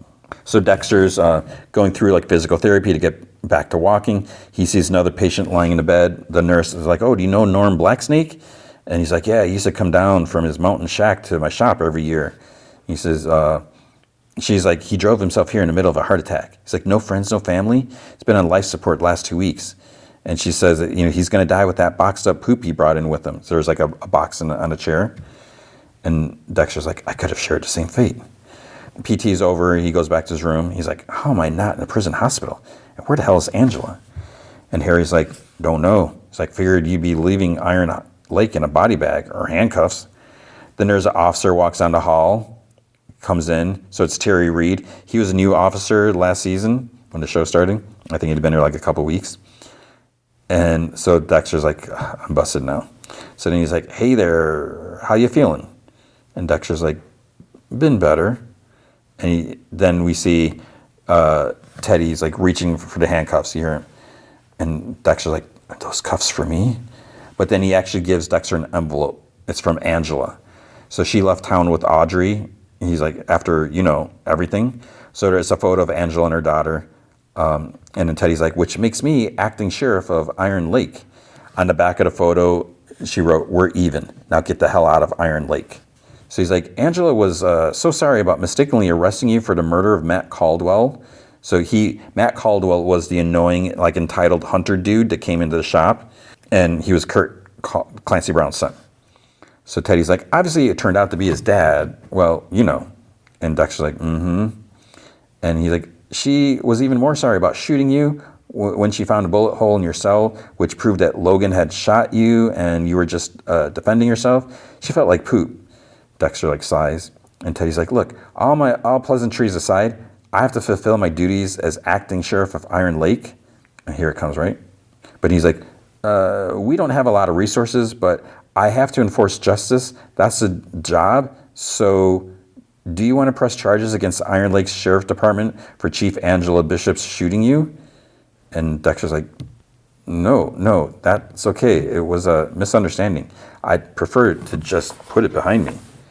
And Teddy's like, "You don't know how much you're a relief. Gosh, you're the best. Thank you for taking the high road." And Dexter's like, "I try." He gives Dexter a hug. He's like, "Ow." He's like, "Oh, sorry. I'll let you rest then." He's like, "If you need anything, just let me know." He's like, "Thanks, Teddy." So the sanitation guys are pulling bags out of the back of the truck. And then a dude, one of them goes to toss a big bag. It rips, and a leg and a thigh comes out. He's like, "Holy fudging poop. Call the cops. We got a body over here." Well, part of one anyways. So just like that, Harrison's busted. Like, he's going to get found out right away. Moving the show along. So 2 officers show up. Officers Claudette Wallace and Melvin Oliva. So they talk to the B cop who fills them in. She asks if he knows where the trash came from. He's like, yes. And she's like, "Why are you saying it like you're asking it?" And Oliva's like, "Because he's not sure." And she's like, "So then just say no." So he's like, "Well, the truck garbage came from, it has hundreds of stops, thousands of bags. I guess that's why." And she's like, "Tell him to stop." And she's like, "Where's the rest of the body?" They're like, "Forensics," he doesn't say anything. "Forensics has no ability to identify anyone from their toe print. We need a head or a hand. It's like, do you have any more information relevant to my investigation, officers? He's like, I don't. Then why are you still here? So then Olive is like, Claudette, you really should be nicer to the Eunice. And she's like, why would I encourage that incompetence? I'm going to get to work. So she puts on gloves and headphones and staying alive by the Bee Gees place. And she's like, we have body parts to find. So she starts looking. Officer asks Olive, he's like, what's her deal? And he's like, she sees things in ways that we don't. Watch and learn, officers. So she's apparently like super cop, right? Of course, she notices right away the special way that Harrison tied the bag. So it's like so super convenient. As soon as she finds another bag like that, she calls Oliva over. And then the next scene, they have the whole body laid out on a tarp. So she's a genius cop, or extremely lucky, I don't know. So Oliva's like, victim wasn't robbed, expensive rings still on his finger. And she's like, but where's his watch? Because his watch, his arm is like apparently a little clean. It doesn't make sense that it would be like not have as much blood, because he wasn't wearing a watch when all this happened. And Harrison has the watch. So then we see Dexter's on a treadmill. He's like, never in my life have I worked so hard to get nowhere so fast. He tries turning up the setting, and a nurse comes in and is like, It's like, you did enough for today. And she's like, remember, you have time. He's like, and he narrates, thinking I was dead made me keenly aware of how limited my time really is. He's like, I just want to recover enough so I can find my son, make sure he's okay. She's like, we'll get you there. He goes back to his room, and then Angel Batista is sitting there waiting for him. And he's like, Dexter? And Dexter's like, please let this be another hallucination. He takes off his hat, walks up to Dexter, gives him a slow embrace. And Dexter's like, and nope. So he hugs him back. So Batista, he was like Dexter's a good buddy on the force. He's like, wow, it's like seeing a ghost. And Dexter's like, yeah, I know what you mean. It's been a while, huh? Dexter sits on the bed. Batista picks up a paper bag. He's like, think you could use something other than hospital food? And he's like, thanks. He's like, I don't know what Jim Lindsay likes to eat, but my old pal Dexter Morgan, he loved himself a Cubano. And Dexter's like, little taste of home. So they kind of like toast each, because Batista's holding another like foiled sandwich. So they kind of like toast, cheers. Dexter chomps it. He's like, oh man, I miss these. And Batista's like, imagine my surprise when Chief Bishop, so that's Angela, called me out of nowhere and told me that you were alive. Dexter's like, must have been a big one. I got to know, why'd you disappear for all these years? And he's like, I was pretty wrecked. With Deb and all? And Angel's like, what did you do with Deb? It's like, the last glimpse I had of you was security footage of you wheeling her out of the hospital. Dexter's like, when that hurricane hit, Deb gone like she was. I was like, I don't know. It made sense then, and I took her with me on the boat. I just had to get away. I drove straight into the storm, and the boat capsized, and I lost her, and I lost my way. I guess after Rita and Deb, I couldn't stay in Miami, and somehow I ended up here. And Angel's like, but why Jim Lindsay faking your death? Dexter's like, I don't know. I needed a new start. My life had become such hell. It's like, I know it doesn't make a lot of sense, but grief, it does something to you. And he's like, tell me about it. I lost you too, hermano. It's like, hell, I even spoke at your memorial. Dexter's like, thank you. I thought about reaching out, but I just couldn't reopen that door. He's like, well, it's open now. He's like, yeah. I'm still a little confused. So it's like, here we go. I get this call from the chief of police here, who I guess was your girlfriend, and she said the craziest thing. She imitated that you were the Bay Harbor butcher. And Dexter's like, what the fudge? He's like, Angela, I always had a volatile relationship, but wow, she must have been really pissed at me when she called you. It's like crazy.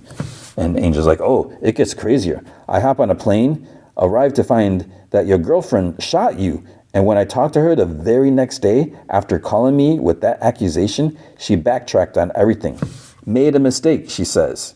Hell of a mistake shooting your boyfriend because you think he's a serial killer. It's just this one thing I can't seem to let go of. Maria La Guarta, so is her captain. He's like, you remember Maria? And he's like, of course I do. Maria told me in confidence that she was certain that you were the Bay Harbor butcher. Crazy, huh? So it's like, uh-oh. And Dexter's like, insane. But then Maria was killed by some old cartel poophead. And Dexter narrates like, or Deb. And he says, it was tough times. But we all know that the Bay Harbor butcher was Dokes, right? And Dexter just like nods because he framed him. And he's like, what was it he used to call you? And Dexter like thinks, he's like, he called me a lot of things. There's flashbacks of Dokes calling him names like effing weirdo, creep job, freak tard, psycho. And Angel's like, he like creep mother trucker. And Dexter like chuckles. He's like, Dokes always had a way with words. And he's like, ugh. And Angel's like, are you okay? He's like, yeah, it's been fun traveling down memory lane with you, buddy, but I could use some rest, I think. And Batista's like, he's like, I'll be back tomorrow. We can catch up some more. Dexter's like, can't wait. He starts walking out, turns, he's like, oh yeah, I almost forgot. I got some news. And so, what's this? So Dexter's like, lay it on me. It's like, you're officially alive. After your shipwreck, I was the one that filled out your death certificate. When I heard that you were alive, I thought it was fitting that Dexter Morgan be legally resurrected. It's like, you can vote, renew your license, be a regular Joe. Dexter's like, that's very thoughtful of you. And he's like, rest. But then he thinks, he's like, or is it because you can't prosecute a dead man? Out in the hall, Batista calls out to Dr. Abrams. He's like, thanks for reaching out about Dexter. And he's like, yeah, well, it's good for patients to have friends around. He's like, how long do you think he'll have to stay? He's like, he's amazingly resilient, but he did take a catastrophic gunshot to the chest. So he'll be around for a couple more weeks at least. He's like, great. He's like, what time of visiting hours tomorrow? He's like, 11 to 4. He's like, I'll see you at 11, Doc. So what is Batista thinking? Does he know? Does he think? Or is he really there to be a friend? Police show up at the hotel. Harrison's in the lobby, and he's like creeping outside Ryan's hotel room. Wallace tells an officer that when she's finished with the picture, she wants a comprehensive luminol examination of the entire space. He's standing just like off the doorway, and then he sees Ryan just like standing there like bloody, staring at him. Harrison kind of like looks down, but then when he looks up again, Ryan is like right there close to the door, so it like startles him. He bumps like a room service cart like full of like the metal covers, whatever, cloche, what are they called, or something like that, and they clang. So of course Wallace like, she asks Stephen, Harrison's boss, she's like, who's that? And he's like, oh, his name is Harrison Morgan. So now he's gonna be on her radar. And but Harrison takes like the card away. Dexter's sleeping in his bed, then you hear like a machine beep, and he's like, feels his is he having chest pains?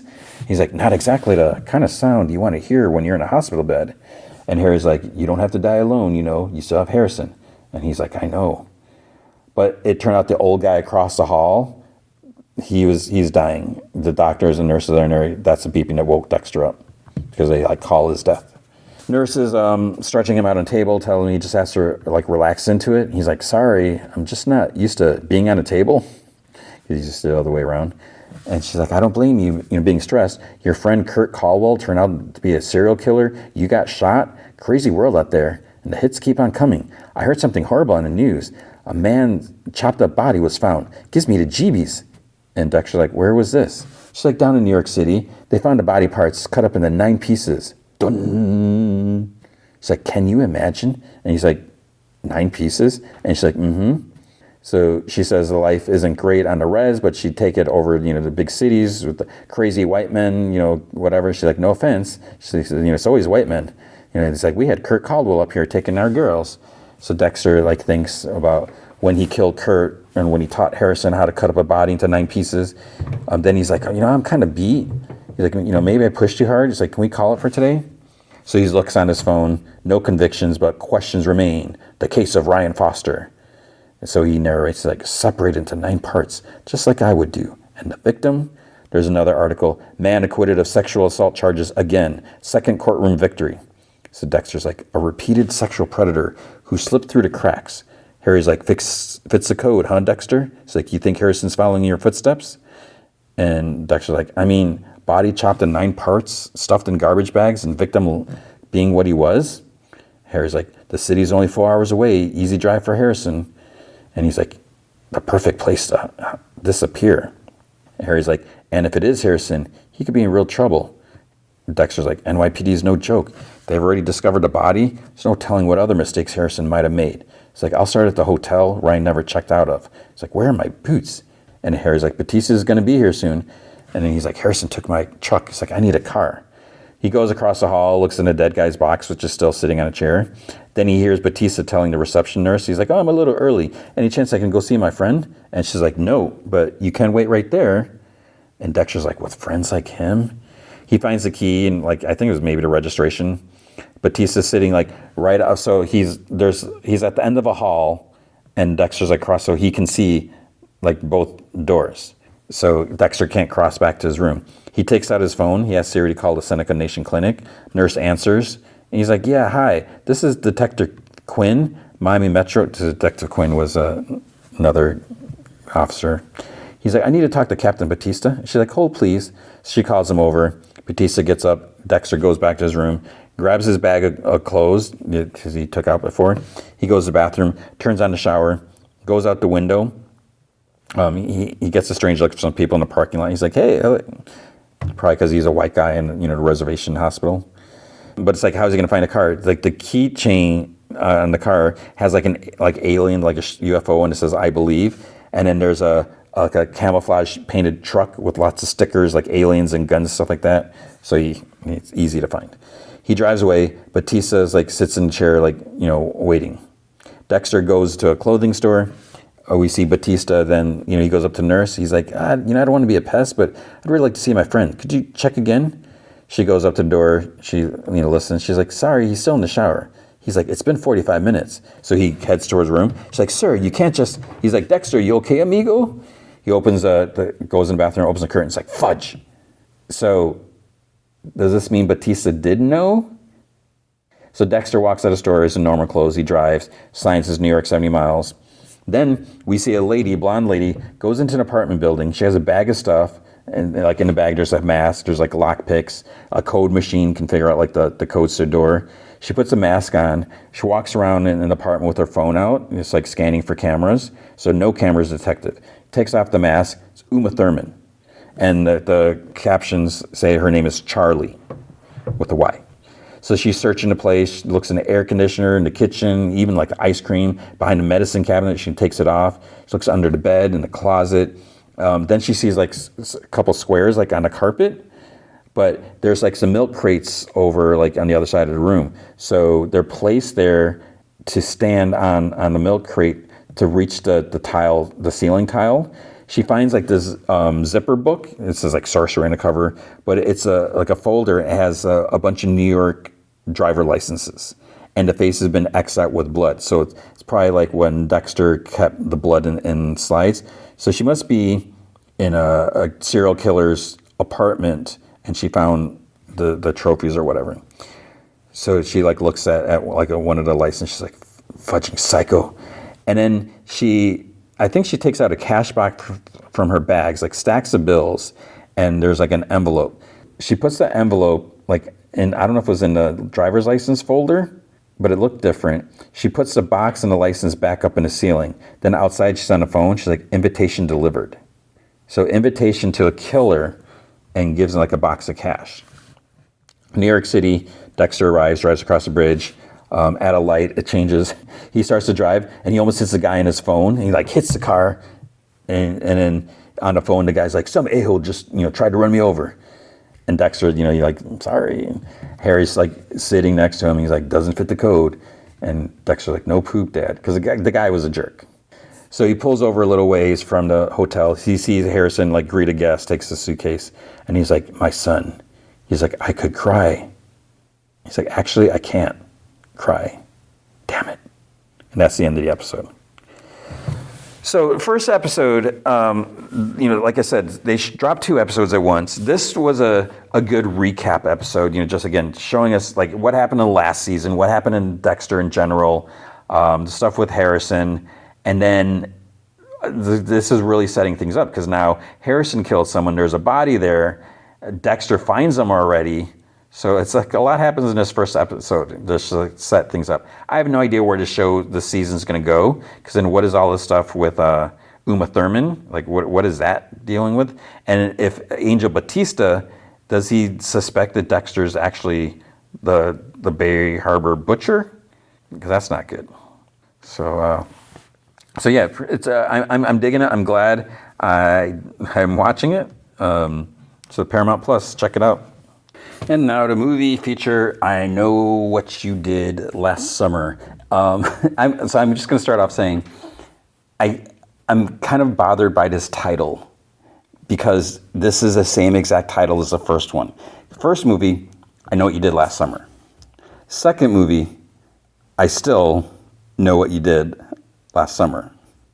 The third one, I think it was like, I'll always know what you did last summer or something like that. The third one was, I didn't even know there was a third one. It was, I guess, like straight to video, and it has nothing to do, I don't even think it was like in the same location. It had nothing to do with this movie. I don't know why they whatever, they're just trying to use the name, I guess. And then there's a TV show, it was on Prime. I think I only watched like 3 episodes. I was kind of interested in it. I don't even know if I talked about it on this podcast or not. I just never finished it, which I should sometime. I don't know if I ever will. But so basically we have, I Know What You Did Last Summer. I Still Know What You Did Last Summer. I Know What You Did Last Summer. It's just annoying. It's just like when they call the whatever Scream 5, they call it Scream again, or Scream, I don't even know what number it is. I get why they're doing that, but it's just like, come on, it doesn't make any sense. All right, so with these movies, I enjoyed the first movie. And the second movie was good, not as good as the first one, but I remembered I thought I liked it. So 96 and 97 is when the first 2 movies came out, which is kind of crazy that they were able to get it done like so quickly. Now, I watched the first 2, I rewatched the first 2 movies last weekend. I was like, okay, I meant to do this earlier, but I was like, all right, I'm going to watch these movies, before just for fun. You don't have to watch those movies, but I think it does enhance the enjoyment for these. Now, let's jump over to Rotten Tomato. Critic scores 39%. I think that's really low. The movie has problems. It is not a perfect movie. I didn't love the movie, but I did enjoy the movie, and I appreciated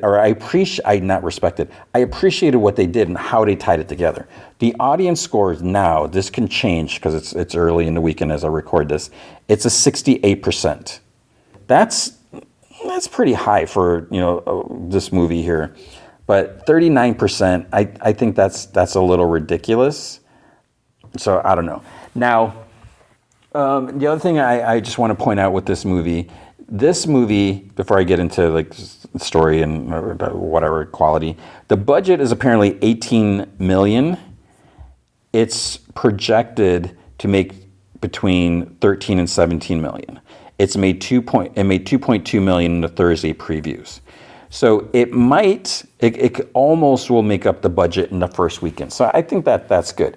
Obviously, there's going to be a drop off in the second week and so forth, but hopefully it does well. So what I'll say about this movie, like I said, I was there for the original one, so I got that nostalgia, whatever.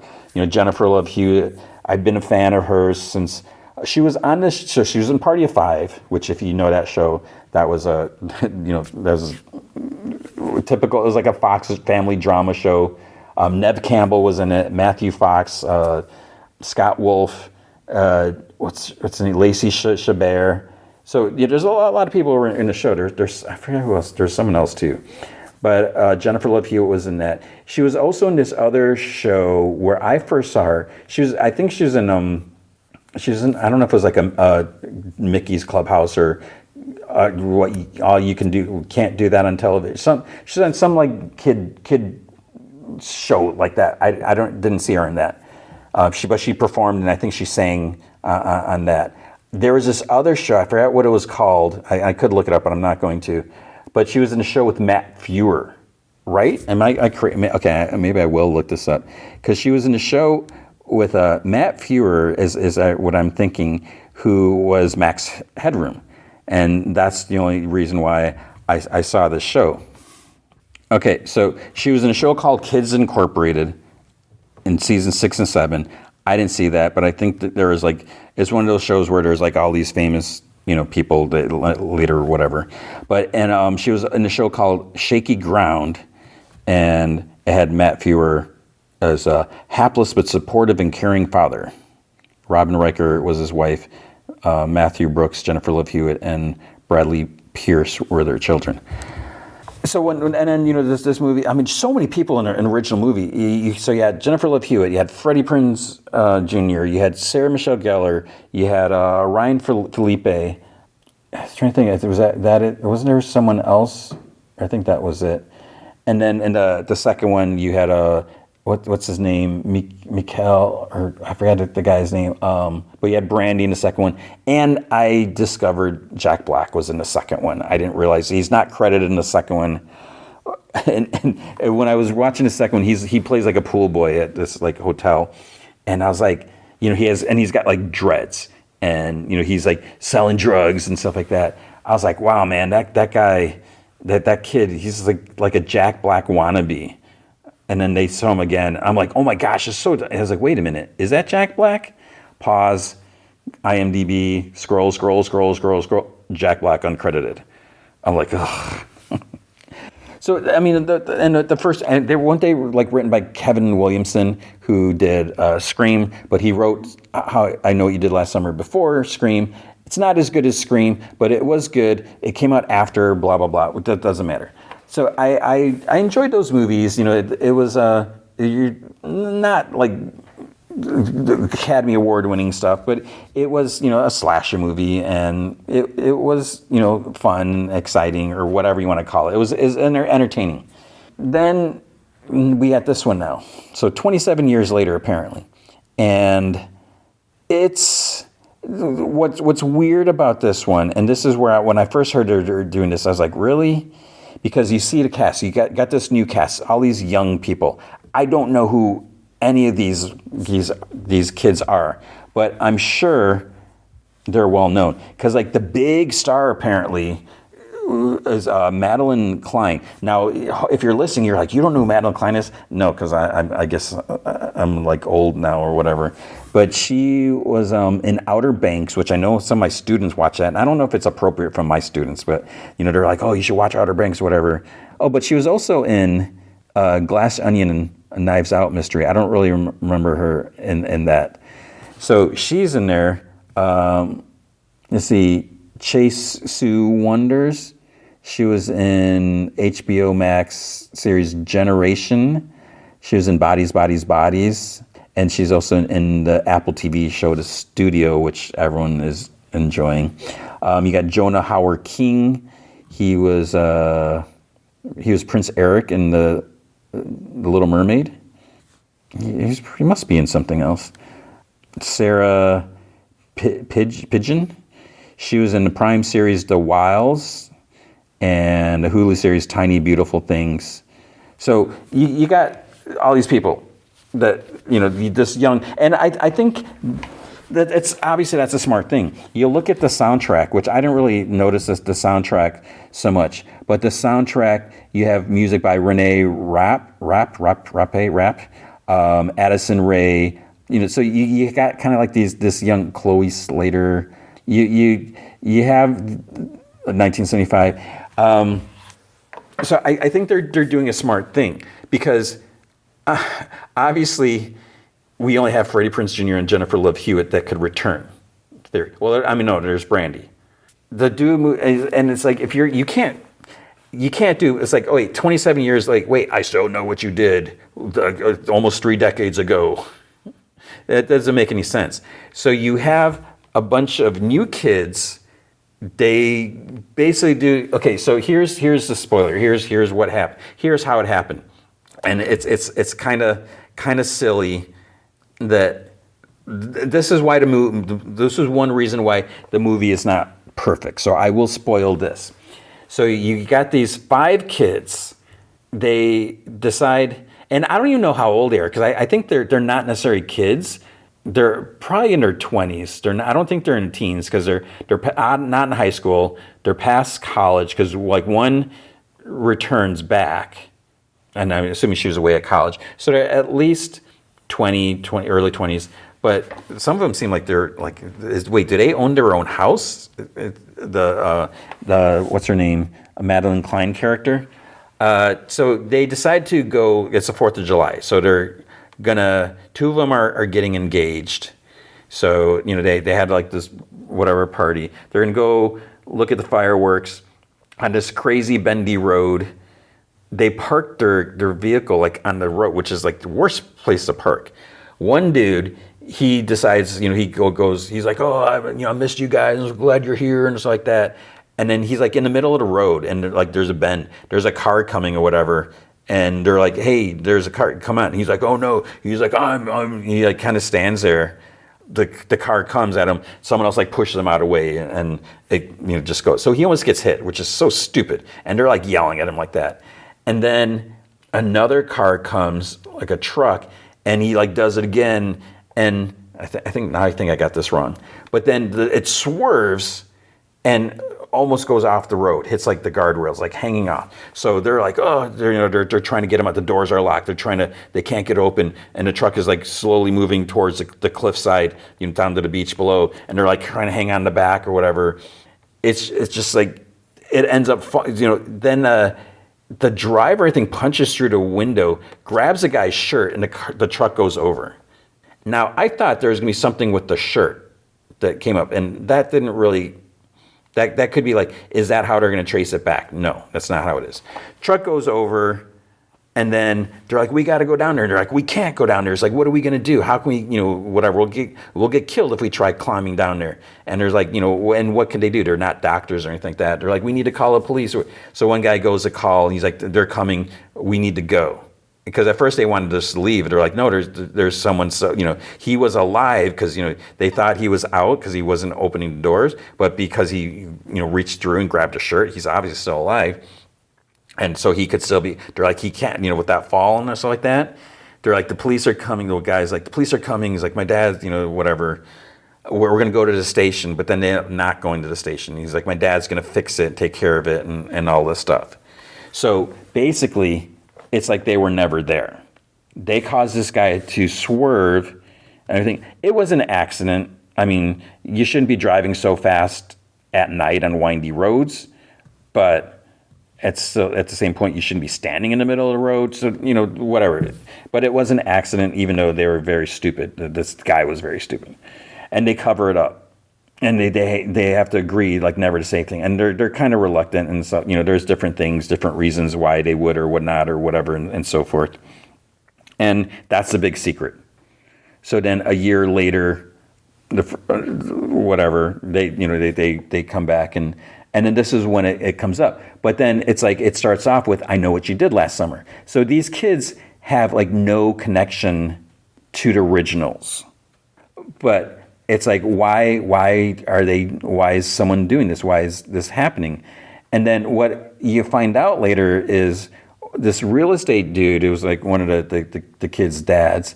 Basically what we find out is they try to erase all of the stuff that happened in 97 because real estate went down, no one wanted to be there, tourism was down, everything like that. So they're like, we need to scrub all this stuff, all these murders and everything from the records. It didn't happen. So someone obviously knows about this, like what happened there. And, and they try coming, they go to, there's a town meeting because, it's when people start getting killed and, they're still trying to cover it up. And then it turns out that Freddie Prinze Jr., one of the girls, like works he has like a restaurant, whatever, and boat. So he's there too. That's how he gets pulled into it. Jennifer Love Hewitt, she's not in town. She's like teaching at somewhere else. But then the kids, they know that, she survived. So she must have some tips. How do you, survive someone trying to kill, blah, blah, blah. But she's like, I said I would never step back in town. And you find out like more stuff and everything like that. So that's the kind of connection that someone is like, why is this happening? Then you have like, there's like one suspect, it's like, is this and they always do that where it's like, you almost think like right away, it's like, wow, it's gotta be this person. Is this movie so poorly written that this is the killer, that they revealed it already? But no, they don't. So you go through the whole thing, it's like, who did it, whatever. And now where the movie falters a bit is one person, like the first person that gets killed, their significant other is distraught and everything, but seems to get over it really quickly. And there, it's like that's I think that's a poorly written. That's like based on that's a fault of the script or whatever. The way it's like there's and you can't have them just being a complete mess in it because they have to fend for themselves as well. But it's crazy just how like, oh yeah, oh, I'm sad, but that was it. So that's the only problem I had with the movie is just little things like that. It's like that seems off a little bit. But there's a lot of random killings, and that's the other weird thing where it seemed like before it's like, okay, it's revenge over the people who did the wrong things. But here it's like, you know, like I said, so this first person that gets killed wasn't even one of the 5 kids. Because obviously you can't go after the stars of the movie right away, even though they kind of did in their first movie. So it's like, you know, you have to preserve these actors, these stars, as long as possible, if possible. But it's like random people start getting killed that aren't directly related to that night on the cliff. And what is a connection with that? What is going on? Why is this happening? And who, you know... So that's how, yeah. There are some things that you don't expect that I didn't expect. I'm just like, wait, what? And there's one thing, like towards the end, it's pretty crazy. I haven't really sat and thought about it. I would think if I did really think and try to like analyze or whatever process, I think at my core, I mean, I don't really like this one decision, this one plot reveal or whatever you want to call it. It seems ridiculous, absurd, whatever. The way it's explained, like, okay, I get what you're trying to say. I can maybe see that. Yeah, I don't think I like it. I could try to argue how it could make sense or whatever this.